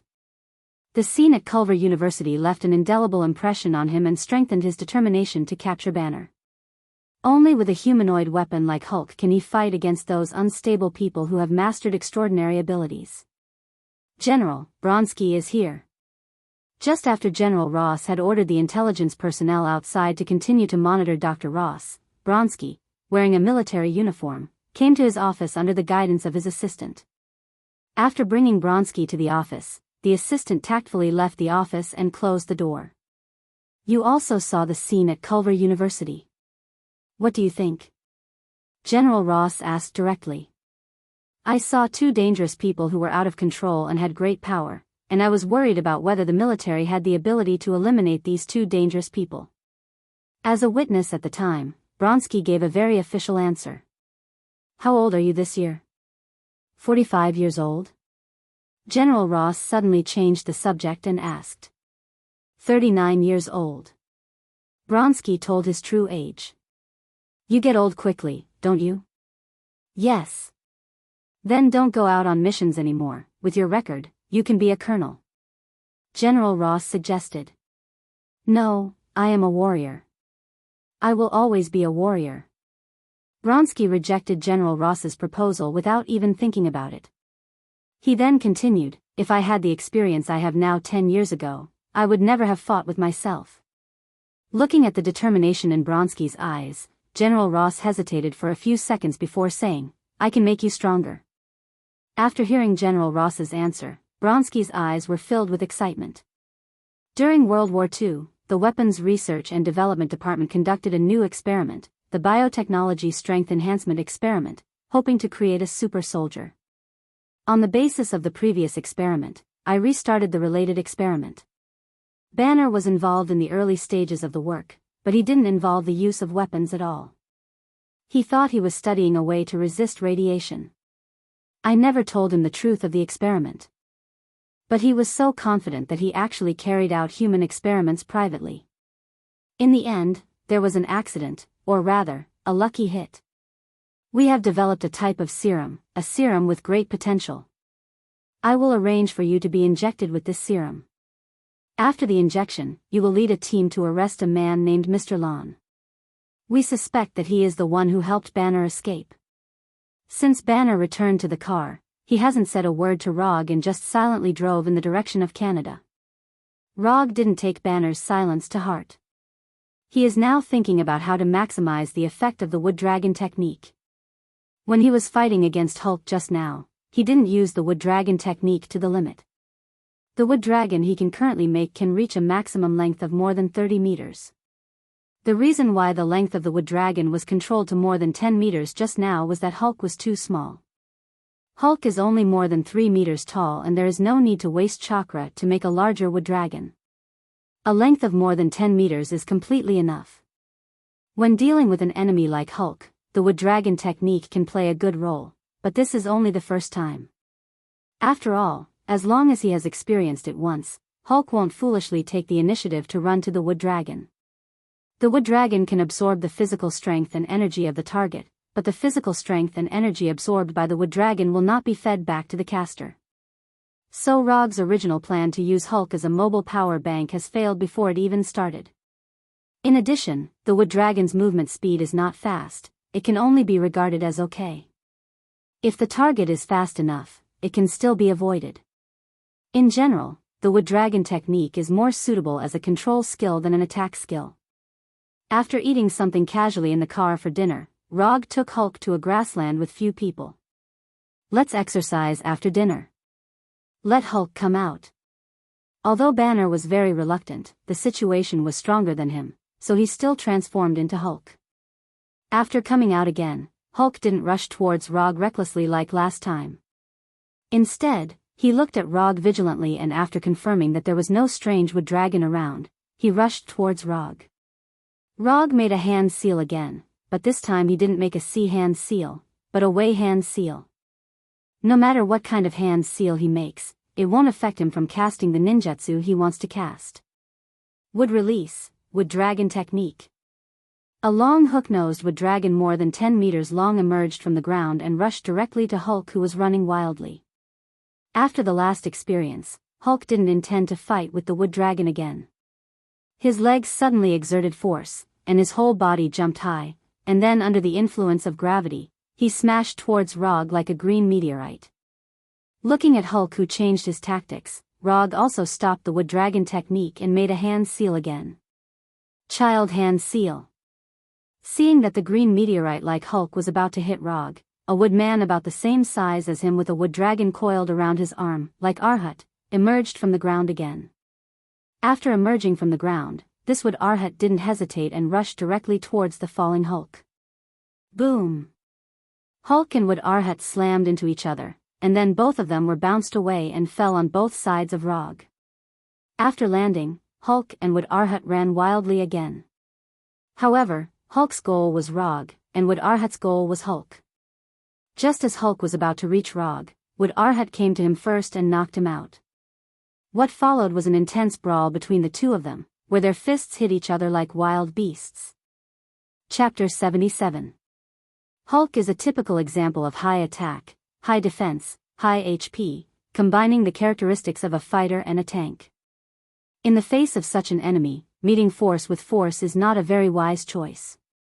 However, Rog didn't care about this, he just wanted to test the power of the wood puppet technique. For this reason, he also deliberately controlled the size of Arhut, to avoid the situation of bullying the weak. The current wooden Arhut was only 3 meters tall, which was the same height as Hulk. If he exerts his full strength, the size of Arhut can directly reach about 10 meters. Although Hulk's physical attack power is very strong, but the wood Arhut in front of him is also not weak. In his peak state, Arhut can catch a 9-tailed beast Dama with one hand. Even in the face of the complete Susanoo, he is not at a disadvantage.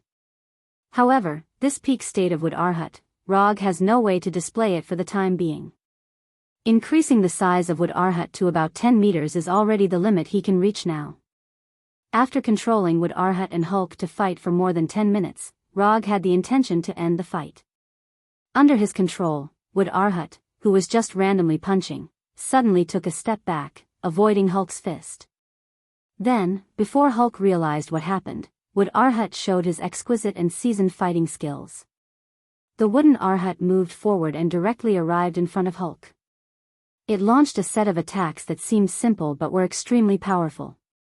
Chest, left shoulder, lower abdomen, right shoulder, head, straight punch, uppercut, left hook, elbow, rushing knee, moving left, piercing punch, hugging knee. Facing the sudden change in attack style and rhythm of wood Arhut, Hulk was like a human sandbag, being constantly repelled by wood Arhut. Boom! Hulk, who was unstable, had no time to make any defense, and was sent flying by wood Arhut. After rolling a few times on the ground, Hulk stood up again. Then he saw wood Arhut, who was clasping his fists and falling from the sky. Wood Arhut is not a real creature, and it is impossible for him to make movements that are too dexterous. But even so, the fighting skills he displayed still made Hulk realize the difference between a professional and an amateur. A few minutes later, the angry and unwilling Hulk once again changed back into Banner. When Hulk disappeared and Banner returned, Rog also stopped controlling wood Arhut, turning the powerful wood Arhut into a lifelike wood carving. The set of fighting style just now was not Rog's own original creation, but he learned it from Purple Potato. However, he was different from the Purple Potato spirit, who was able to knock Hulk unconscious in a few moves. He was still lacking in this aspect. After finishing the wood puppet, he checked the wood chakra, and checked the wood carvings. The wood dragon jutsu and the wood puppet jutsu consumed almost 20 calories of his chakra.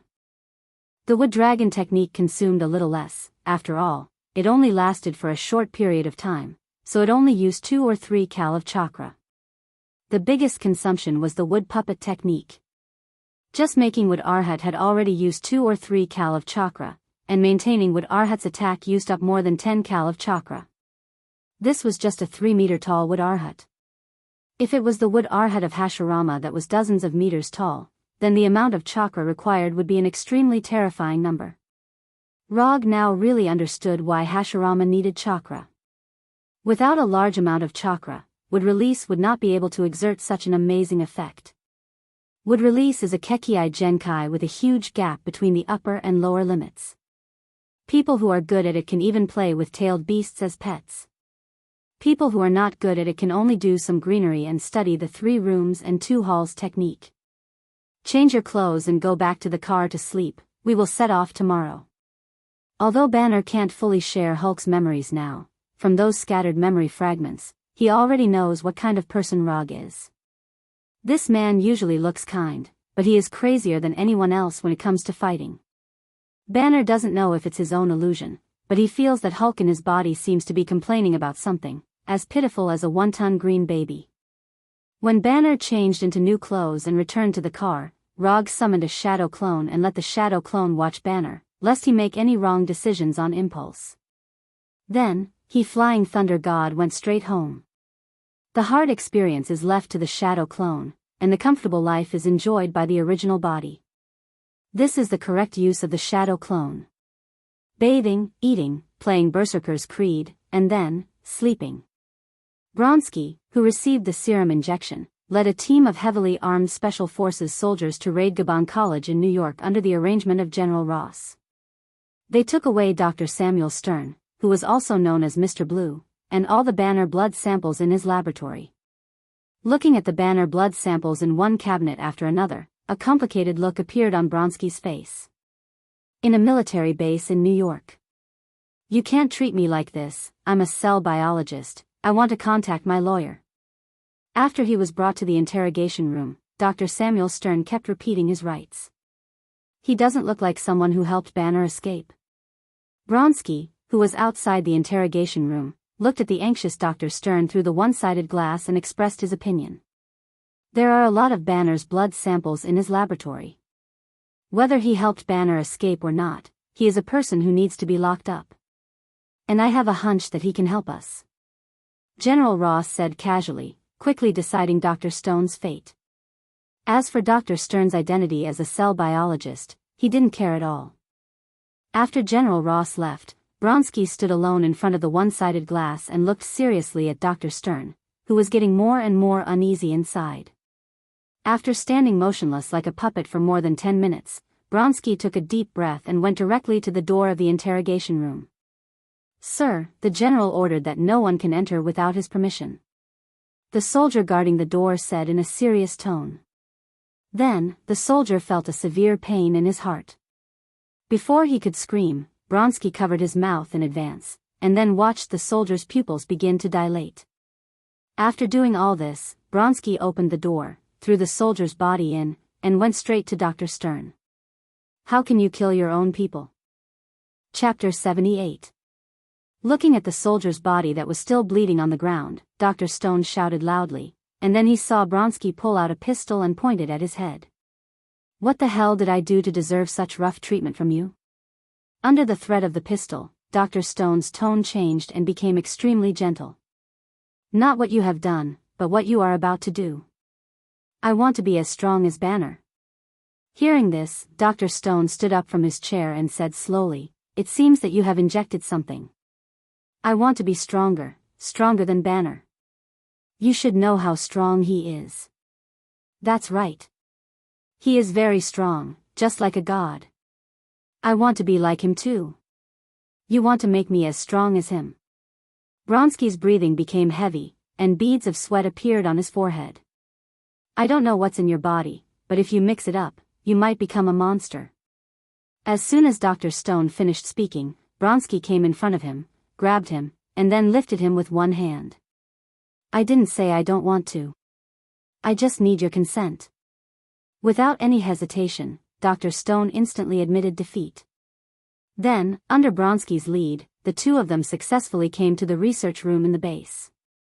Banner's blood samples that were transported from Dr. Stern were stored here. Even Dr. Stern's computer and various instruments were packed and shipped together.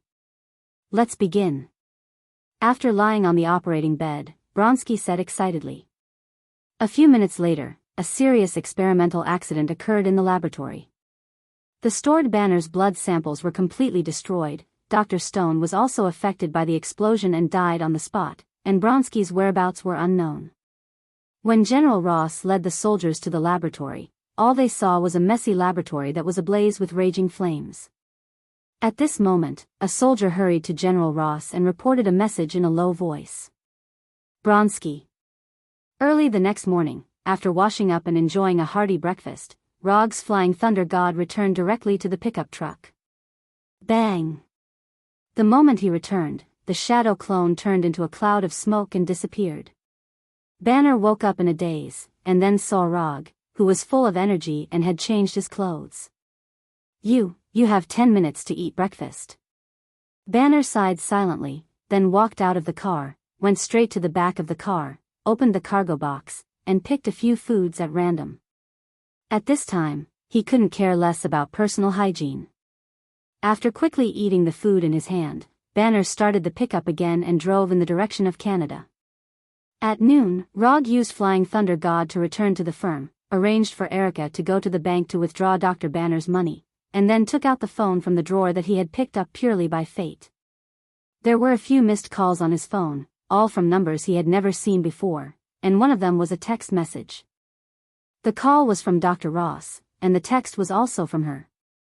The content of the text message was also very simple. It was the address of a hotel in Ottawa, the capital of Canada. After reading the message, Rog called Dr. Ross back and asked her to take the Flying Thor to the forest or park on the outskirts of Ottawa, and then inform him. After doing all this, he returned to the pickup truck with the Flying Thunder God. Banner was already used to Rog's ability to disappear and reappear in an instant, and he didn't even turn his head to look at Rog. "Stop here, and let Hulk out." After 2 experiences, Banner already knew what Rog wanted to do, so he got out of the car without saying a word and then took off his coat. Under Banner's guidance, Hulk appeared again. When he saw Rog again, Hulk did not attack as before, but silently stepped back a few steps, looking at Rog with great vigilance. "Don't worry, I won't hit you today." After saying that, Rog went to the container behind the car, filled a large travel bag with fruits and vacuum-packed meat that he had prepared in advance, and then took the Kusanagi sword to a grassland not far from the road and sat down directly. After casting a super small wood dragon technique and a super small fire extinguisher, he had a pile of burning bonfire. Then, under Hulk's gaze, he inserted the meat on the Kusanagi sword and began to barbecue it. The barbecue will take a while. If you are hungry, you can eat some fruit first. If you don't like fruit, you can also go to the container and get something else. After saying that, Rog didn't care about Hulk anymore, as if all his mind was on the barbecue in front of him. Hulk couldn't figure out what Rog was going to do, but he didn't feel the slightest malice from Rog, so he came to Rog and sat down. After a few minutes of barbecue, Rog handed the Kusanagi sword in his hand to Hulk and said calmly, "Take it, I'll go back and get something." A barbecue without seasoning is a barbecue without a soul. For this reason, he returned to New York with the Flying Thunder God, and then bought a set of family barbecue tools, seasoning, and a large box of cold beer. When he returned here, Hulk was still holding the Kusanagi sword, and the barbecue on it had obvious charred traces. "Give it to me." After taking back the Kusanagi sword, Rog took off the charred barbecue on the Kusanagi sword, then replaced it with a special barbecue tool, and began his barbecue journey again. More than 10 minutes later, he handed a grilled beef to Hulk and opened a few bottles of cold beer. "Do you want a bottle?" After hesitating for a few seconds, Hulk took the beer from Rog's hand. Compared to Hulk's huge palm, the beer bottle was as small as a toy used for playing house. "Actually, compared to Banner, I prefer to deal with you." After saying that, Rog tasted the barbecue in his hand, and the taste was not bad. "Banner is too smart, and he is more like a scholar than a warrior." "Of course, you are not a warrior, but at least you are better than Banner. You know how to fight." Although Hulk is not as smart as Banner, he also has his own wisdom, so he fully understands what Rog is talking about. "Hulk, I don't like fighting." "Hulk, I just don't want to get hurt." "Hulk, you have to protect yourself." Looking at Rog in front of him, Hulk spoke out his thoughts, and at the same time, he learned from Rog, eating the barbecue in his hand and drinking the beer. If you want to protect yourself, you need to be strong enough. Your body contains a powerful force, but you don't know how to use it. If you want to become stronger, I can teach you. Chapter 79. A moving piece of wood? A blue ball? Hulk put down the barbecue in his hand and used his hand to make a picture of Rog's Odama Rasengan. "Not those, it's more suitable for you, or fighting skills."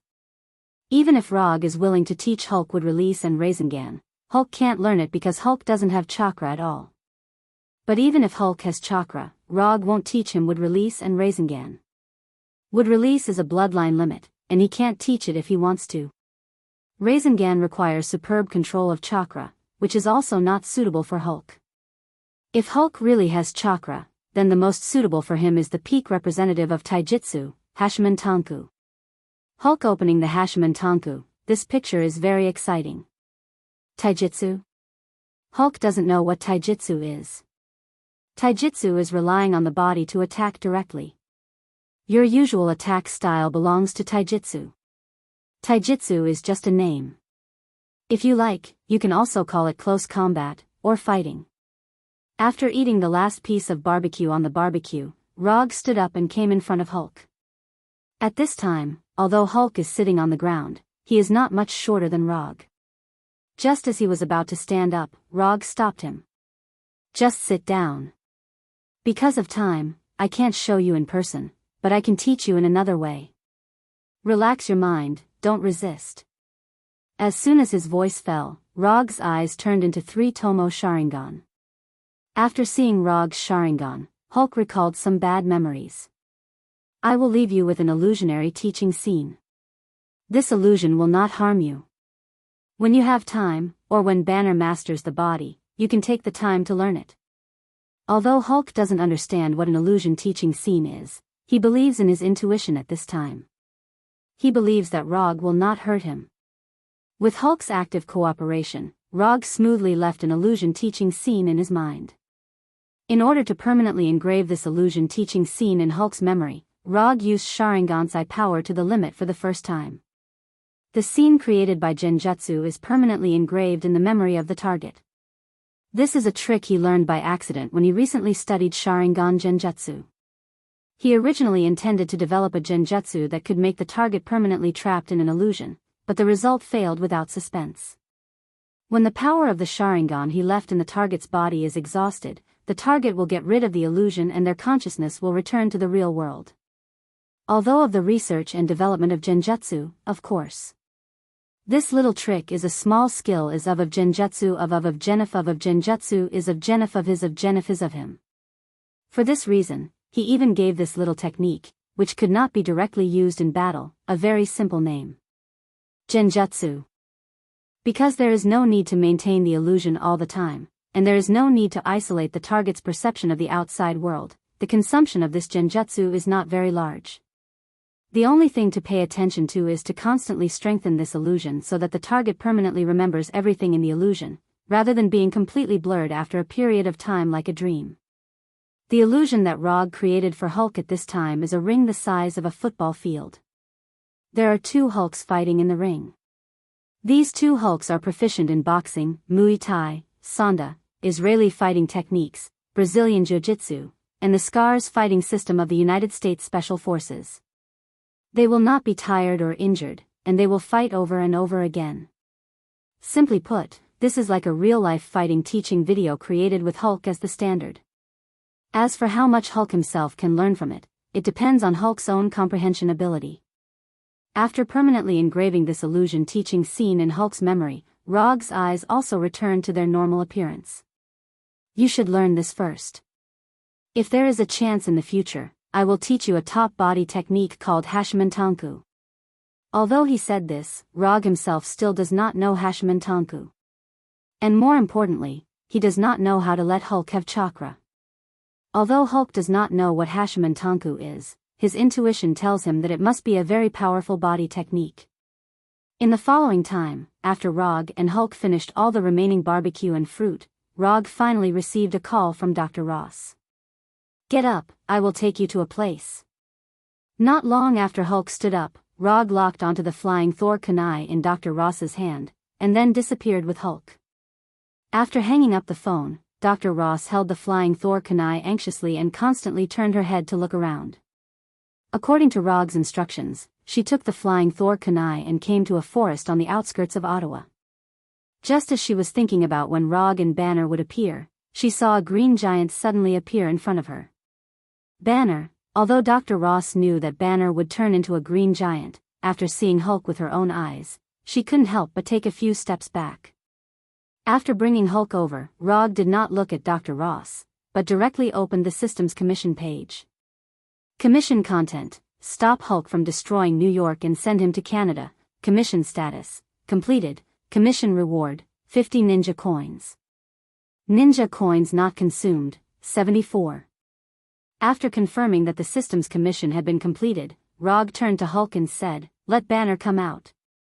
If you have time, practice your fighting skills well, and the next time we meet, be stronger." Hulk turned his head and glanced at Rog. Without speaking, he silently returned his body to Banner.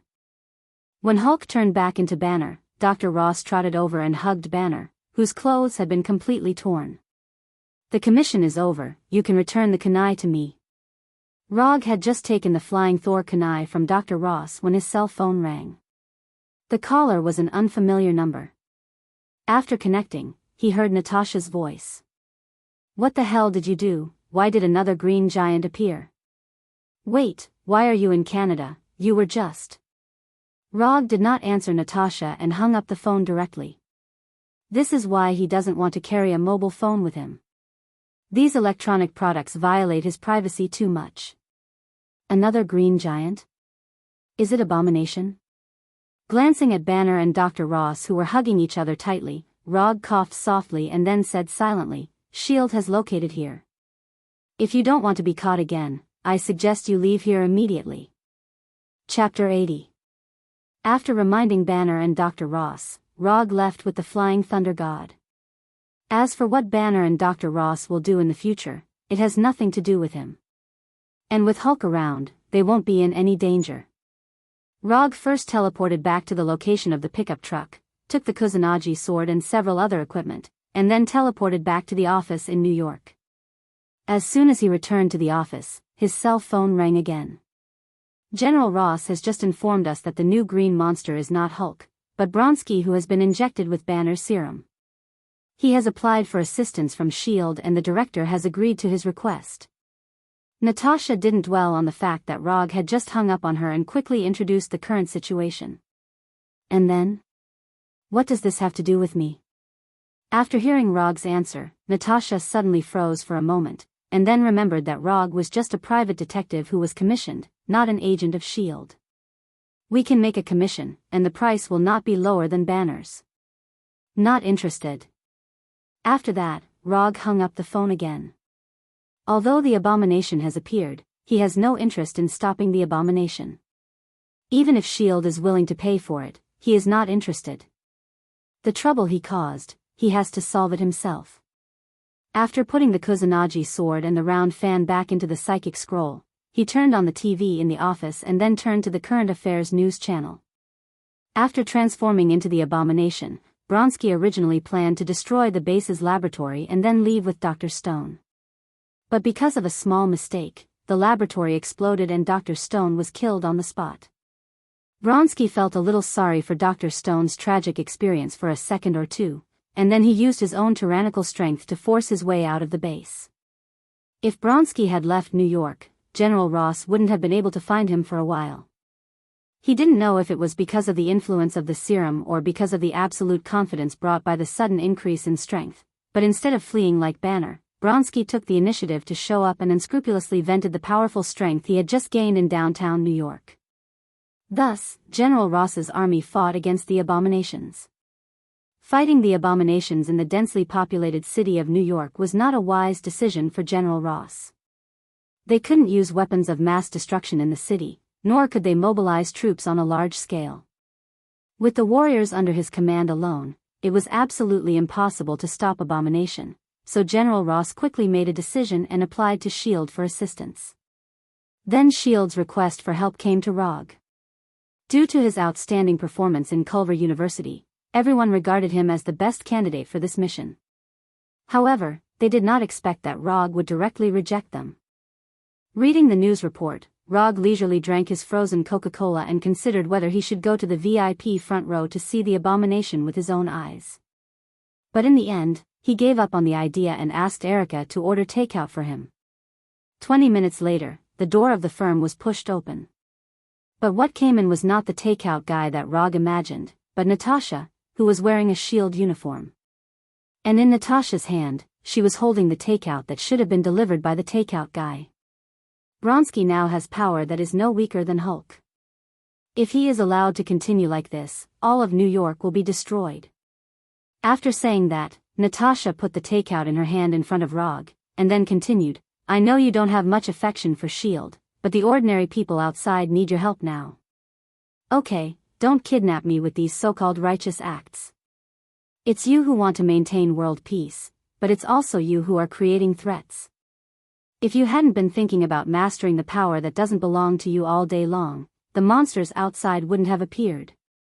Rog didn't look at Natasha, but directly opened the takeout and took out the fried chicken legs and fries inside. "Are you really not going to do anything?" Natasha's tone was no longer as tough as before, but with a hint of pleading. "It's not like you can't deal with Bronsky. Although he is now green and bigger, he is still a flesh and blood creature. He will be tired, hurt, and bleed, you. Speaking of this, Rog suddenly thought of something and put down the fried chicken legs and the happy drink in his hand.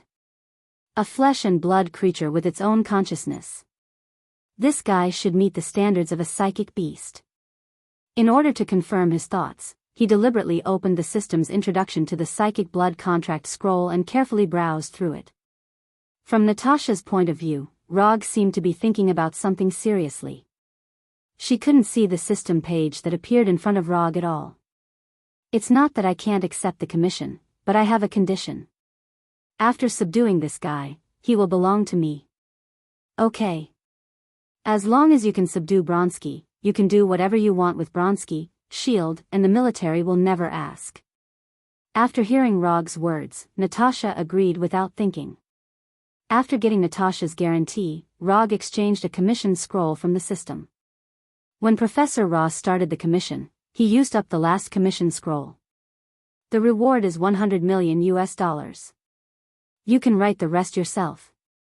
Looking at the scroll that appeared out of thin air in Rog's hand, Natasha didn't have any surprise and directly took the scroll and wrote the content of the commission on it.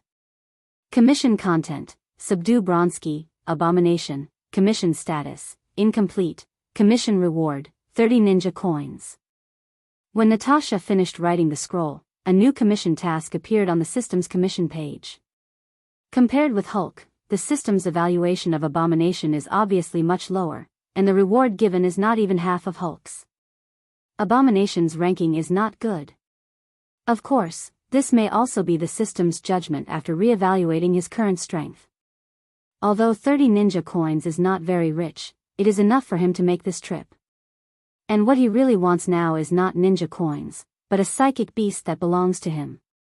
After spending 20 ninja coins to learn the psychic technique, Rog always felt that he had lost money. But the appearance of abomination gave him some hope of making up for his psychological loss. Psychic beast, abomination. Abomination's appearance is ugly, but since it has been classified as a psychic beast, its appearance is not very important. Chapter 81. I'll take this commission. You can inform S.H.I.E.L.D. to transfer the money now.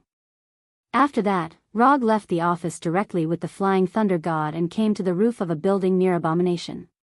Looking down from the top of the building, Abomination was like a rampaging beast, constantly destroying and attacking the streets. Although the soldiers around him were doing their best to attack Abomination, they did not cause any harm to Abomination. Instead, they made Abomination more violent. In other words, he was more excited. Looking at the pedestrians fleeing around him and the soldiers who were nervous but could not retreat, Abomination couldn't help laughing wildly. This perfect body. This powerful strength. This feeling of dominating everything. This is the future I really want. I am God. Just as Abomination was fantasizing about the beautiful scene in the future, a liquid bullet hit his right face like lightning, leaving a visible scar on his face. Water release water iron cannon technique. The one who launched the attack was none other than Rog, who had just jumped from the top of the building. At this time, Rog was only wearing a 3-tomo mask, but Abomination recognized him at a glance. It was this guy who defeated Hulk. After seeing that the attacker was Rog, Abomination did not launch an attack as casually as before, but looked at Rog seriously. This guy defeated Hulk. If I defeat him, it proves that I am stronger than Hulk. I am the strongest. After a series of illogical thoughts, the Abomination was driven by its instincts and sprinted towards Rog. In the eyes of others, Abomination was like a prehistoric behemoth running towards Rog. In Rog's eyes, Abomination was like a green pet dog running to its owner. 10 meters, 5 meters, 3 meters, 1 meter. When Abomination came to a meter in front of him, Rog threw the flying Thor kunai in his hand very casually. Although Abomination knows that Rog has the ability to teleport, at this distance, he has absolute confidence that he can punch Rog into a meat patty. However, things did not develop as he had imagined. Rog disappeared. When his right fist was only a few centimeters away from Rog, Rog disappeared. After sensing Rog's disappearance, the Abomination immediately withdrew its fist and turned around. The scene of Rog hitting Hulk with Odama Rasengan left a very deep impression on Abomination. he didn't want to encounter Hulk's original scene. Abomination was not like Hulk, personally experiencing the power of Odama Rasengan, because Rog did not use Odama Rasengan at all. After turning around, Abomination saw Rog in the flying Thor kunai that had just been thrown out by Rog. Before he could realize what had happened, the scene in front of him changed in an instant. What appeared in front of him was no longer the chaotic street, but a forest he had never seen before. Rog did not intend to solve Abomination in New York City, so he took Abomination directly to one of the forests where he practiced Mokuton.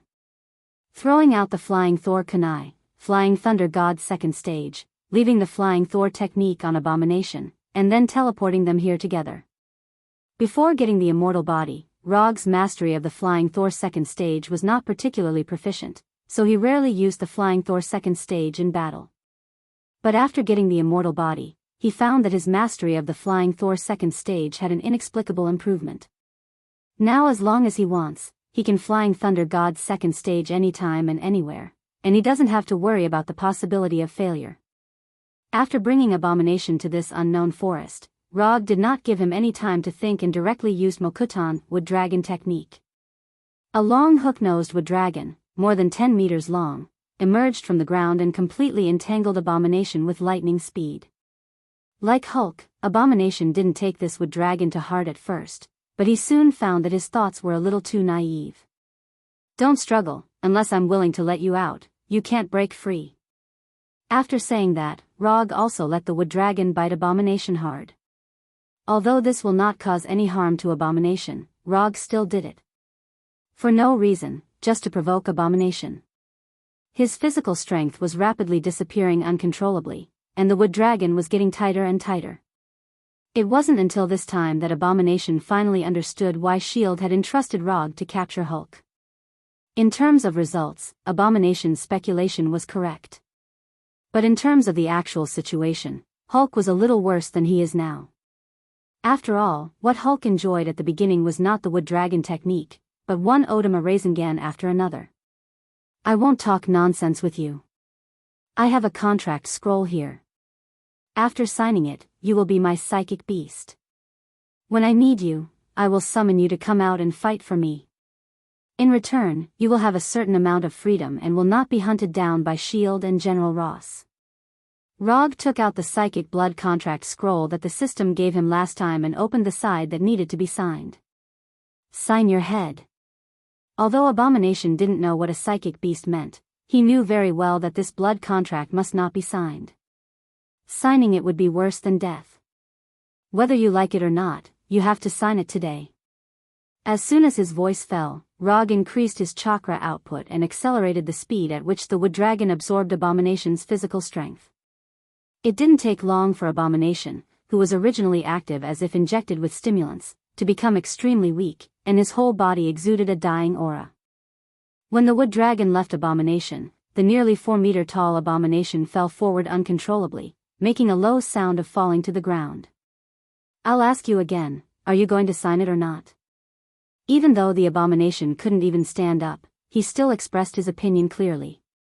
Although Rog can directly control Abomination to sign a contract with Sharingan, this is not a long-term solution after all, and he can't pay attention to Abomination's situation at all times. So he decided to solve all the problems at once. Wood release, wood puppet technique. A 5-meter-tall wood arhat emerged from the ground, and then came in front of Abomination, and beat Abomination violently. Time passed little by little. After being deeply touched by Wood Arhat's iron fist of love, Abomination used the fingers of his right hand to touch some of the green blood flowing out of his body, and seriously wrote his name on the blood contract scroll. When Abomination finished writing his name, Rog opened his attribute panel and looked at the column of Psychic Beast. Psychic Beast, Punisher Frank, Edo Tensei State, Abomination Bronsky. Chapter 82. Looking at the information displayed in the property panel, Rog nodded with satisfaction, and then said to the Abomination lying on the ground, "From now on, you are my summon beast. Under normal circumstances, I won't restrict your freedom, but you'd better control your temper and don't make trouble everywhere. In addition, when I summon you, you'd better listen to the arrangement. Someone will come to you later, and he is also my man. As for whether you two plan to live together or live separately, it's up to you. Finally, a warm reminder, don't try to escape. If I find out, I'll let you have a good talk with Makijin and let it correct your wrong ideas. After explaining, Rog returned to his office with the Flying Thunder God, and then informed Punisher to go to the forest to pick up the abomination. The matter with the abomination has come to an end for the time being. As long as S.H.I.E.L.D. sends the reward, the commission will be completely completed. He now has a total of 73 ninja coins unspent. If he adds the 30 ninja coins entrusted to him, his unspent ninja coins has once again returned to the 3-digit level. With the sage body and the 2 accompanying would release ninjutsu, his need for ninjutsu has further decreased. Whether it is attack or control, he now has enough means, and for the time being, there is no lack of firepower or control skills. After thinking about it, he opened the exchange page of the system and focused his attention on the basic ninjutsu on the first page of the exchange page. Transformation Jutsu. One of the 3 ninjutsu taught by the ninja school, the basic of the basic ninjutsu. Ninjas who don't know transformation jutsu are not even qualified to graduate from the ninja school. But it is such a basic ninjutsu that Rog has never exchanged. Clone jutsu, he only exchanged for substitute jutsu, and he also studied substitute jutsu to the extent of instinct. He will definitely not exchange for clone jutsu. He already has shadow clone jutsu, and exchanging for clone jutsu is purely a waste of ninja coins. Compared with clone jutsu, transformation jutsu is undoubtedly much more practical, and the future improvement may be greater. When the shape-shifting technique was unleashed to its limits, it could even cause the chakra primogenitor to reveal a flaw in an intense battle. Just as Rog was thinking about whether he should exchange for the shape-shifting technique, he received a transfer message on his phone. It was a transfer of $100 million. At the same time when the mobile phone received the transfer information, the commission in the system became completed, and the 30 ninja coins were transferred to his account. Transformation jutsu only costs 30 ninja coins, so he finally exchanged for this ninjutsu that may play a great role in the future. Transformation technique. By condensing chakra to change one's appearance, one would be able to transform into someone else. Ordinary methods would not be able to see through it. Other than turning into other people, they could also turn into animals or objects. Whether it was transforming into a human, an animal, or an object, it was only a change in appearance, not a change in essence.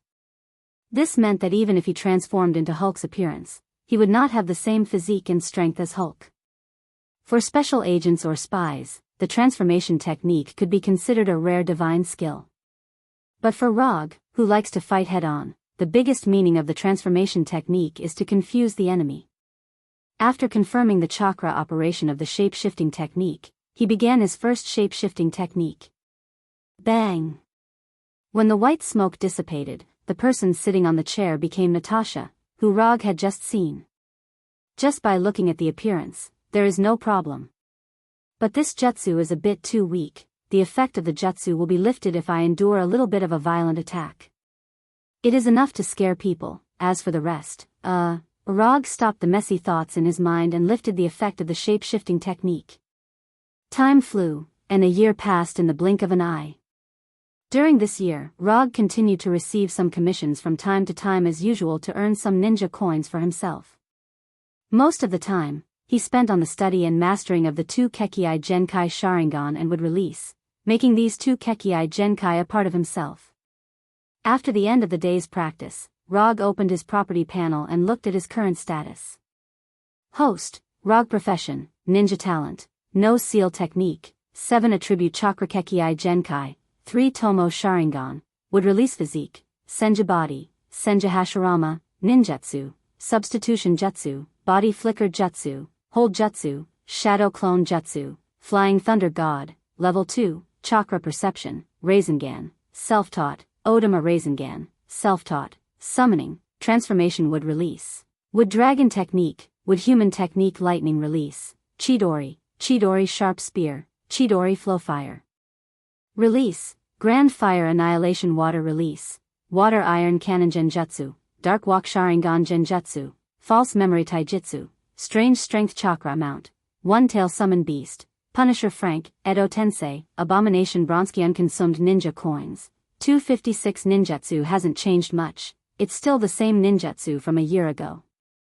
In terms of ninja coins, he didn't accept many commissions this year and only earned more than 100 ninja coins.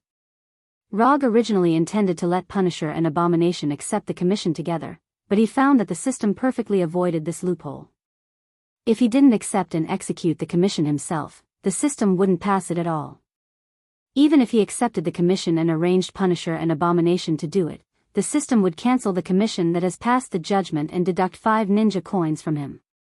After losing a few ninja coins, he decisively dispelled the idea of being lazy and honestly performed the commission himself. Among them, the biggest change is the amount of chakra he has.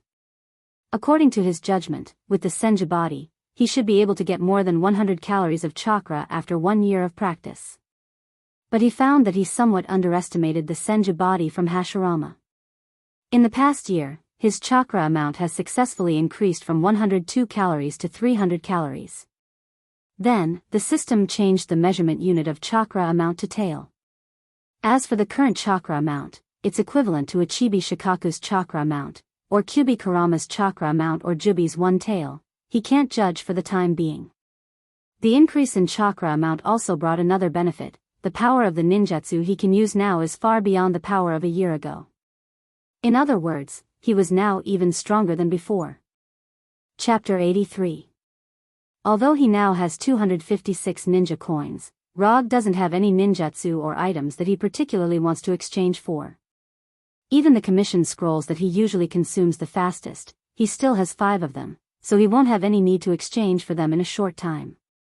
Just as he was considering whether to continue to expand his business scope, he received a call from Frank the Punisher. Since turning Abomination into his own psychic beast, ROG has formed a team with the two of them and asked them to collect some more peculiar metals outside. At the same time, he asked them to occasionally act as messengers of justice and maintain social security in the United States. Simply put, he asked them to find trouble with the local gangs from time to time, to maintain justice and generate income for the firm. Because of their hard work, the firm's operating income has improved significantly, and even attracted the attention of the IRS. If it weren't for S.H.I.E.L.'s silent suppression of this matter, ROG would have been invited to tea by the tax bureau early in the morning. Of course, in return, ROG finally had an informal meeting with S.H.I.E.L.'s director, Nick Fury, and reached a consensus on certain issues. "My lord, we found the hammer that fell from the sky that you were talking about. As you expected, S.H.I.E.L.'s people found the hammer and built a simple research base around the hammer. The hammer the Punisher was talking about was Thor's Mjolnir. Although ROG knew that Thor's hammer would appear in New Mexico, he didn't know when Thor's hammer would fall. So half a year ago, he took the simplest and most crude approach, that is, he sent both Punisher and Abomination to New Mexico and asked them to keep an eye on the situation there. Waiting really paid off. After hanging up the call from Punisher, ROG began to sense the flying Thor technique on Punisher. Thor, we're finally going to meet, I hope you can bring me some unexpected surprises." When Punisher ended the call with ROG, a strong man with long blonde hair suddenly broke into the research base, quickly knocked down the guards in the base, and quickly approached Thor's hammer in the middle of the research base. This guy is good. Obviously, he has received professional combat training. The guards inside can't stop him. The speaker is Abomination Bronski, who is nearly 4 meters tall. At this time, Abomination has no previous fierce and arrogant attitude. After signing a psychic contract with ROG, Abomination escaped several times, but the results of the escape were not good. The best escape result was that he even saw the border of Canada. At that time, Abomination was trained by the combination of Wood Arhut and Wood Dragon for a whole month, and then he completely gave up. "This is S.H.I.E.L.'s business, we don't have to do anything. We have to make sure that the hammer is not taken away." The Punisher also noticed Thor, who was rampaging in the research base, but he didn't take Thor seriously. Although Thor showed superb combat skills, in Punisher's view, he is at the same level as S.H.I.E.L.'s elite agents. Without his divine power, Thor really has nothing particularly noteworthy.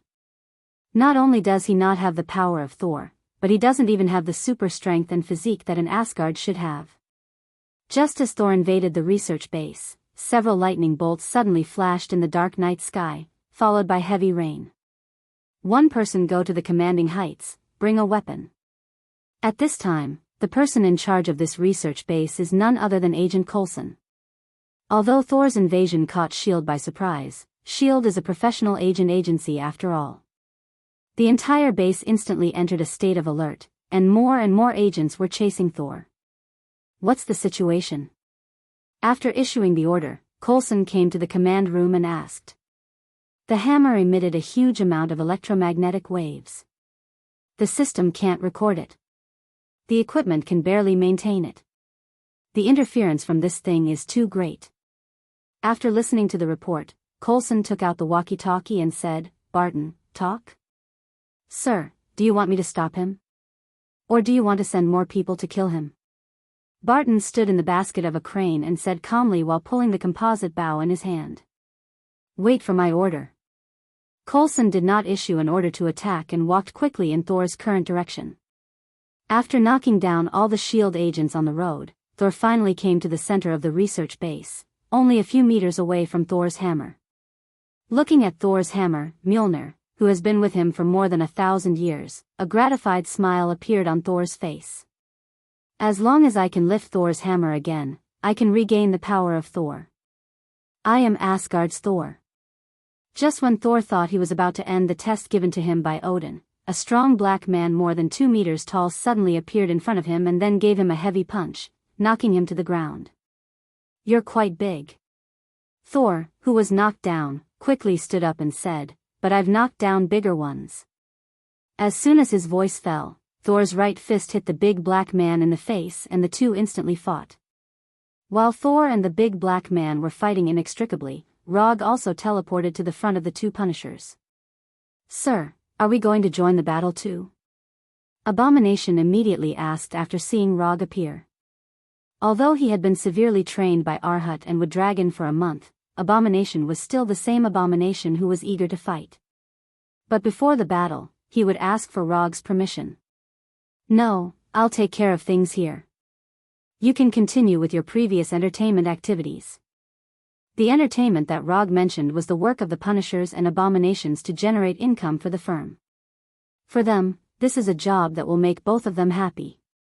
Regarding Rog's arrangement, the Punishers and Abominations had no objection and left immediately.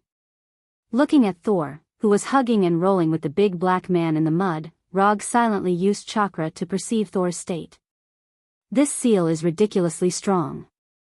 Thor doesn't seem to have much problem on the surface, but in his body, there is an incredibly powerful seal. This seal not only completely sealed the power of Thor in Thor's body, but it also suppressed his Asgard physique to a very low level. That feeling is like suppressing a heavyweight boxing champion with a height of more than 2 meters to the state of a newborn baby. Just when Rog was shocked by the seal in Thor's body, Thor knocked the big black man to the ground with a beautiful flying kick, and then kicked the big black man hard on the head. After doing all this, Thor, covered in mud, came to Thor's hammer Mjolnir and grabbed the handle of Thor's hammer with a smile on his face. Then, there was no then. Tawny used both hands and all the strength of his body, but Thor's hammer remained motionless and showed no signs of moving. After trying for dozens of seconds, Tawny looked incredulously at the night sky shining with lightning and roared at the sky with incomparable grief and indignation. Whether it was Coulson, Barton, or other S.H.I.E.L.D. agents, they all silently watched Thor kneeling on Thor's hammer at this time. Okay, the show is over. Ground units, assault. Looking at Thor, who seemed to have lost his soul, Coulson raised the walkie-talkie and issued new instructions. At this moment, a flying Thor kunai shining with silver-white light flew towards Thor's hammer like lightning. When the flying Thor kunai hit Thor's hammer, Rog appeared in an instant and held the flying Thor kunai. Is this Thor's hammer? Rog ignored Thor next to him, and ignored Coulson, Barton, and others who were condescending, and directly held the handle of Thor's hammer, and then his right hand suddenly exerted force. Kacha! Thor's hammer, which had not moved since it fell, suddenly moved. Chapter 84. Once again, it was time for the necessary part of every novel that was published. First of all, I would like to thank all the readers for their support. If it wasn't for all of you, this novel wouldn't have been promoted all the way to the top. It wouldn't have been able to complete the recommendation process and be published on the front page. Thank you to all the readers for your recommendation tickets, collections, comments, and gifts. I've read all the chapters and reviews you left behind. Thank you for all your suggestions. Then, I would like to thank them, Mr. Lan Guang. Even though the recommendation results weren't ideal, he still arranged for a follow-up recommendation. This gave the novel more exposure and allowed Apprentice to complete his dream of being published on the front page. Therefore, I would like to sincerely thank Mr. Lan Guang. Thank you for your support and support. Finally, it was time to act pitiful. Readers who had been reading the novel should know that Apprentice wasn't acting pitiful. He was really pitiful. Every day, he would work overtime until midnight and could barely write a chapter when he got home. Therefore, he still owed all the readers 15 chapters. These 15 chapters would be repaid on the second day after the novel was published. He would finish repaying them within 10 days. Because there weren't many updates, many readers chose to read the novel first. Apprentice could understand this. After all, Apprentice did the same when he was reading the novel. However, the data on the first day of publication, which is the first subscription, has a very, very important and decisive effect on the subsequent development of a novel. Therefore, the Apprentice is here to plead with the readers, when the novel is published tomorrow, can you subscribe a chapter first? Just one chapter would be enough. Really, just one chapter would be enough. The chapters after that could be taken care of slowly. However, for the first VIP chapter tomorrow, Apprentice hopes that all the readers would subscribe to it. This was very, very important. Please. Due to his hand speed and his stockpile of manuscripts, the Apprentice was unable to release 10 or 100 chapters like other authors. However, he would release at least 5 chapters tomorrow, which was a 10,000-word update. He hoped that the readers would be a little happier after reading it. Currently, the book's collection data was 244. Normally, the subscription ratio would be around 10:1. However, Apprentice wasn't that ambitious. Because there were some parts that weren't written particularly well, Apprentice would be satisfied if the subscription ratio was around 15:1. As long as the average subscription exceeded 1,600, every 100 subscriptions would add a chapter. If the average subscription exceeded 2,000, the daily minimum would increase from 2 to 3 chapters. If the average order could exceed 3,000, which meant that it was a premium product, the minimum daily order would be at least 4 chapters. Although this didn't seem possible, one had to have some dreams. Perhaps this dream would come true like Infinite Tsukuyomi. Next was the reward system. For the time being, every division master would be rewarded with 1 chapter, which was 10,000 rewards plus 1 chapter. Finally, I'll sell my misery to the readers. The 24-hour subscription result was very, very, very important. Even the readers who were reading books hoped that they would be able to subscribe tomorrow. This was very, very, very important. Please, everyone. Tomorrow at noon, I'll officially update the VIP chapter. Whether it's a hit or a flop, it all depends on the readers. Chapter 85. Thor's hammer didn't move much and the sound it made when it moved was very weak. But even so, the movement of Thor's hammer still shocked everyone present. This hammer can actually be picked up. Coulson, Barton, and other S.H.I.E.L.D. agents all showed an incredulous look. After discovering Thor's hammer, they tried various methods to try to move Thor's hammer.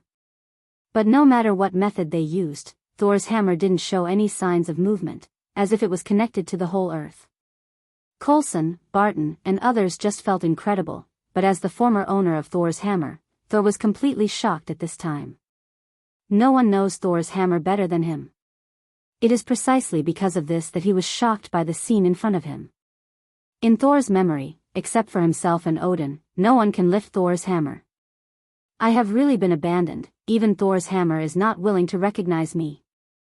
Thor's hammer would rather be lifted by a stranger than returned to my hands. I really am. Rog didn't know what Thor was thinking in his mind, and he was also in a state of confusion. What's going on? Didn't they say that there was Odin's spell on Thor's hammer? Didn't they say that only people with a pure heart and justice can lift Thor's hammer? Didn't they say that as long as you can lift Thor's hammer, you can have Thor's power? Is there a bug in Odin's spell? Before Rog could figure out what was going on, Thor's hammer in his hands suddenly became extremely heavy, and then it fell directly to the ground with a bang. At the moment when Thor's hammer fell to the ground, a blue lightning bolt as thick as a bucket fell from the sky and directly struck Rog. Boom! The lightning directly hit the Thor's hammer on the ground, and the raging electric current created a tornado-like airflow, blowing the people around it away. When the lightning was about to hit him, Rog left the place with the flying thunder god and returned to the small hill outside the base. At this time, he was very glad that he had left a Thor kunai here before he went to the research base. The speed of that bolt of lightning far exceeded his expectations. If he hadn't left behind the flying Thor kunai in advance, he would have been the first person to be struck by lightning while raising the Thor's hammer. Although Rog was far away from Thor's hammer, the lightning did not seem to intend to let him go. The night sky, which was already filled with thunder and lightning, was suddenly enveloped by bolts of lightning. The entire night sky became as bright as day. Without giving Rog any time to think, the lightning in the night sky seemed to have a life of its own, attacking him one after another. Boom, boom, boom, boom. He was inexplicably struck by so many lightning bolts, and each one was thicker than the last. Rog did not hesitate and made a decision in an instant. Flying Thor. Because there were no other Flying Thor spells around the research base, Rog could not repeatedly jump around the lightning bolts. The coordinates he was teleported to this time was the Punisher, who had already left this place. At this time, the Punisher and the Abomination were heading to a nearby town, and were discussing which city to go to next to generate income. When Rog reappeared, they were slightly stunned. Then, they understood why Rog appeared. The next second after Rog appeared, several bolts of lightning suddenly fell from the night sky and hit the Punisher and the Abomination in front of Rog. As for Rog himself, he returned to the small hill outside the research base through the flying Thor. Most of the lightning bolts struck the small hill, making the originally normal-looking hill look like it had been bombarded by missiles. As for the remaining lightning bolts, they struck the Punisher and the Abomination. One of them had a body of filth, and the other had thick skin, so Rog was not particularly worried about the condition of the two of them. After confirming that there were no more lightning bolts in the night sky, he pulled out the flying Thor kunai from the ground, and then slowly walked towards the research base. Don't touch things that don't belong to you, or you'll be struck by lightning. Although Rog had not yet figured out what happened just now, he had already made up his mind to not touch the Thor's hammer for no reason. And in the short period of time when he mentioned the Thor's hammer, he felt as if he was being watched by a great existence. But he was not sure if this gaze came from Odin, the father of the gods, or from an existence he did not know for the time being. Anyway, no matter what, Mjolnir was currently on his list of things that he should never touch unless absolutely necessary. After coming to the research base again, Rog enjoyed the warm hospitality of S.H.I.E.L.D. More than a dozen heavily armed guards raised their weapons and aimed at his head. Don't do anything stupid, just inform your supervisor Coulson directly. Although these S.H.I.E.L.D. guards did not know the true identity of Rog, they silently reported the situation after hearing the name of Coulson. It didn't take long for Coulson to walk out of the base and come directly to Rog. What are you doing here? Coulson looked at Rog with a little vigilance. Although S.H.I.E.L.D. is now in a friendly cooperation stage with Rog, he knows very well that this so-called cooperation may be suspended at any time. I heard that you found a very strange hammer, so I came to take a look. By the way, if you don't mind, I want to take the guy inside. Coulson didn't know the true identity of Thor at all. They just thought of Thor as a secret agent of a certain country. As for why this secret agent took the risk of robbing the hammer, they haven't figured it out yet. At this time, Thor is being held in a temporary interrogation room. He is covered with mud and is in a complex state of loss and shock. Loss is because he found that he had lost the recognition of Thor's hammer and lost the hope of becoming Thor again and returning to Asgard. Shock is because he found that Thor's hammer can be lifted by a Midgardian, that is, an Earthling, which is something that even Asgard people can't do. If Rog hadn't been attacked by lightning, Thor would have even thought that Thor's hammer had found a new master for himself. Just when Thor was full of doubts, Loki in a handsome suit suddenly appeared in front of him. "Loki, why are you here?" Seeing his brother suddenly appear in front of him, a look of hope appeared on Thor's face. "I came to see you," Loki said in a low tone. "What's the matter? Is something wrong with Jotunheim?" "Let me explain to my father," Thor said in a hurry. He had never been so eager to see his father. But Loki's next words immediately made him fall into the abyss of despair. "Father is dead." Chapter 86. Loki's words were like a bolt from the blue, striking Saul's body, causing him to be completely stunned. "Father is dead? Odin, the father of all gods, is dead?" Then, uncontrollable sadness and annoyance welled up in his heart. "What?" Thor asked in an extremely sad tone. Banishing you, coupled with the threat of war, made him unable to bear it any longer. "Don't blame yourself, I know you love him, I want to tell him, but he won't listen." Listening to Loki's words, Thor couldn't help but shed tears from the corners of his eyes. Knowing that you can no longer lift Thor's hammer, but still putting Thor's hammer beside you, this is too cruel. The burden of the throne now falls on me. Then can I go home? Thor asked in a pleading tone that he had never used before. "The condition of the armistice agreement is that you must be banished." "Yes, but we can find a way. Mother also forbids you to go back." Although they grew up in the same family, it has to be said that in terms of IQ, Thor is suppressed by Loki. But this is also where Loki's talent lies. After all, people with too low IQ can't become the god of trickery. "See you never, brother." "I'm sorry." "No, I'm sorry. Thank you for coming." After completely fooling Thor, Loki left the interrogation room with satisfaction and came to the vicinity of Thor's hammer. After a friendly exchange, Coulson finally agreed to let Rog take Thor away. Just as they were heading to the interrogation room, Rog saw Loki trying to lift Thor's hammer. "That guy is trying to lift Thor's hammer, aren't you going to do anything about it?" At this time, Loki was in a state of magic invisibility, and the surrounding shield staff did not notice his existence at all. "Which guy?" Coulson followed Rog's gaze, but he saw nothing. "It's that guy in a suit with black hair." Although Rog had never seen Loki before, he was 100% sure that the person who was trying to lift Thor's hammer was Loki. "Forget it, there's no point in telling you." After saying that, Rog went straight to the aisle near Thor's hammer and said to Loki below, "You're Thor's brother, right? I think it's better if you don't lift Mjolnir. You'll be struck by lightning if you do." Loki didn't expect that someone would be able to see through his invisibility spell. What surprised him even more was that Rog actually knew about his identity and Thor's hammer. "Who are you?" Loki withdrew his hands and silently put them into his suit jacket, ready to pull out the dagger at any time. "My name is Rog, I'm a ninja." "Ninja? What kind of occupation was this?" Loki thought that Rog was a sorcerer like himself, so he could see through his invisibility spell so easily. In the eyes of Coulson and others, Rog seemed to be talking to the air at this time. But as an experienced agent, Coulson immediately reacted and quietly arranged for shield staff to scan the environment near Thor's hammer. After looking at Rog carefully, Loki didn't say a word and turned away. A strange guy came out of nowhere, and he didn't look strong at all. He was a low-level existence that didn't need to be cared about at all.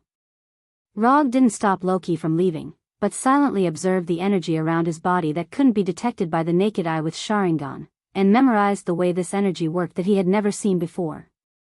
"Is this Asgard's magic? Interesting." When Loki's figure completely disappeared, Rog turned to Coulson and said, "That guy is gone." Next, it was a routine release procedure. The only thing worth noting was that when leaving the research base, Thor silently took a notebook placed on the table. "I didn't expect you to have talent in this area." Shield staff didn't notice Thor's little move at all, allowing him to easily take away the notebook that belonged to Dr. Jane Foster. "Why can you lift Mjolnir? And, why did you come to save me?" "These questions, I'll answer you later. What you need now is to change into clean clothes and solve your food problem by the way." More than an hour later, in a 24-hour chain restaurant in Anticapuant, Rog, Thor, and Dr. Jane Foster looked at each other and maintained a strange silence. "Who are you?" Thor took the lead to break the silence. "My name is Rog, I'm a private detective." Rog didn't say that he was a ninja, because if he said that he was a ninja, he would have to explain what a ninja was later. This would make the topic more complicated. Private detective? Obviously, whether it was a ninja or a private detective, Thor didn't understand either. You can understand it as a person who gets paid and then helps others solve their problems. Rog explained simply. "I see, it's similar to mercenaries." Although Asgard didn't have a private detective, there were mercenaries, so Thor quickly understood the profession of a private detective. Strictly speaking, private detectives and mercenaries were two completely different professions. But no one cared about these small details now. "Why can you lift Mjolnir? This is not something that Midgard people can do." You're a bit of regional discrimination. Although Asgard has a longer history, Midgard is not a backward place. And whether or not you can lift Mjolnir has nothing to do with Asgard. As long as your father's spell recognizes it, anyone can lift it. Dr. Forster, who was sitting next to Thor, looked at Thor and Rog with a confused expression. She knew every word that Thor and Rog said, but she didn't understand the meaning. "My father." Thor's expression suddenly became lonely. "I saw your brother just now, he's quite handsome, but a bit cunning, he's not an honest person. Loki has always been like this, he likes to play pranks since he was young." When he mentioned Loki, Thor's lonely face showed a hint of relief. Looking at Thor's current appearance, Rog couldn't help but sigh. They were both raised by the same parents, how could their IQs be so different? He had intended to remind Saul tactfully and let him know that Odin was still alive. But now, he gave up on that plan. "Your father is not dead yet. Don't underestimate him. He is the father of all gods, a powerful existence in the entire universe." Chapter 87. My father isn't dead? Thor's voice became agitated. Of course. You have to have some faith in your father. The name Father of Gods is not just a title. Without enough strength, the others in the universe will not recognize the title of Father of Gods. Hearing this, Thor calmed down a little and began to think seriously. After eliminating some subjective thoughts, he felt more and more that Rog's words were correct. The main reason was that Loki had too many bad records, so after calming down, Thor quickly noticed the loopholes. Then how can I go back? Thor asked the question he was most concerned about. I don't know. Thor thought that Rog knew how to get him back to Asgard, but Rog's answer instantly extinguished his hope. Actually, I also want to go to Asgard.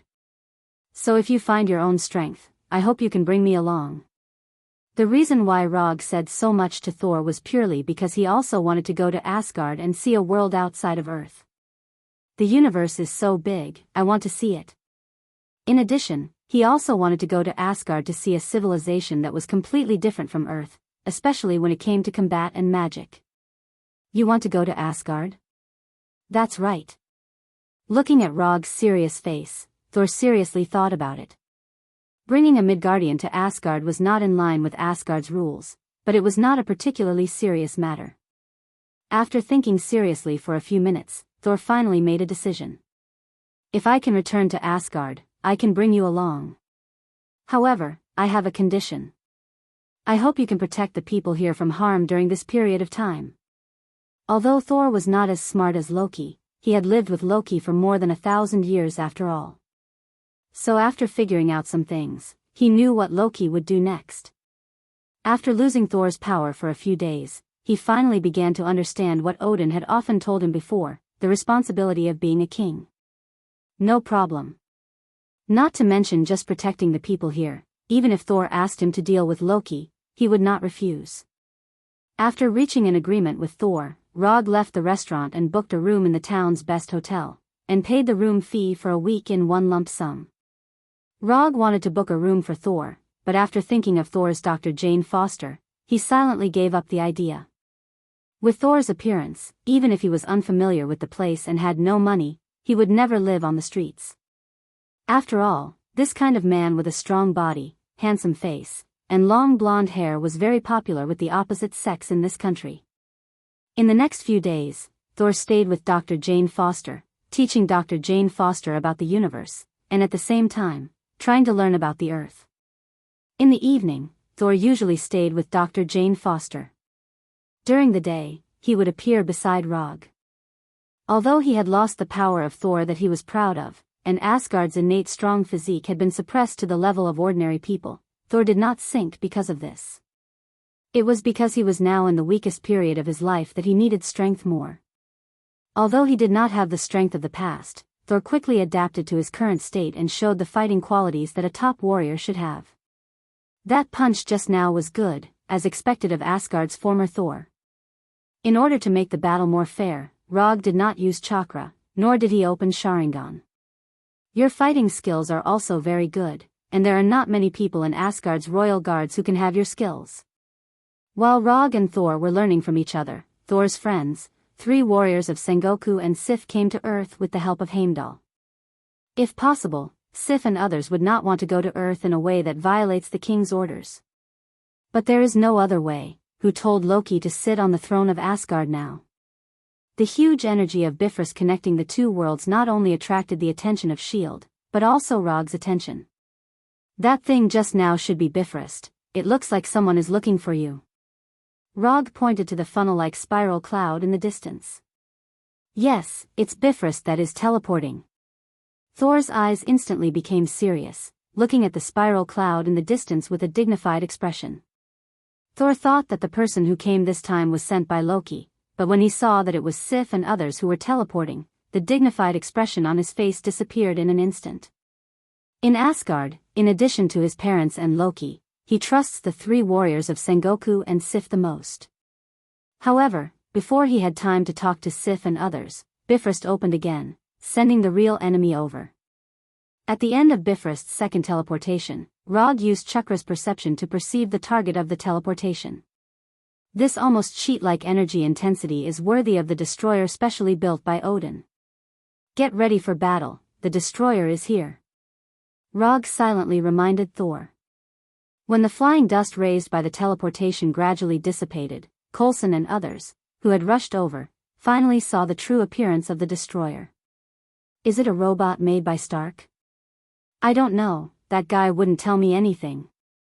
Coulson took the handheld loudspeaker from the S.H.I.E.L.D. agent next to him, came to the destroyer, and said loudly, "Hello, your weapons and equipment are not registered, please identify yourself immediately." The advancing destroyer stopped silently after hearing Coulson's words, and then opened the armor on its face. Just when Coulson and others thought that the destroyer would identify itself according to their request, they saw the flame-like orange-red light shining on the destroyer's body. Then, there was a powerful high-temperature beam of light. Boom! It only took a few seconds for the destroyer to blast the S.H.I.E.L.D. vehicle in front of him into wreckage, and then he walked straight towards the town. Meet the enemy outside the town. You should know better than me what kind of power the destroyer has. If we fight in the town, even if we win, the town will probably be gone. Sensing the power of the high-temperature beam just fired by the destroyer, Rog turned to Thor and said, "We are responsible for stopping the destroyer, you are responsible for evacuating the town's residents." Thor did not refuse Rog's suggestion to meet the enemy outside the town, but he did not intend to let Rog participate in this battle. This is Asgard's business, and it should be solved by Asgard's people. No, the weak guy is responsible for evacuating the residents. You are the weakest here, so you are responsible.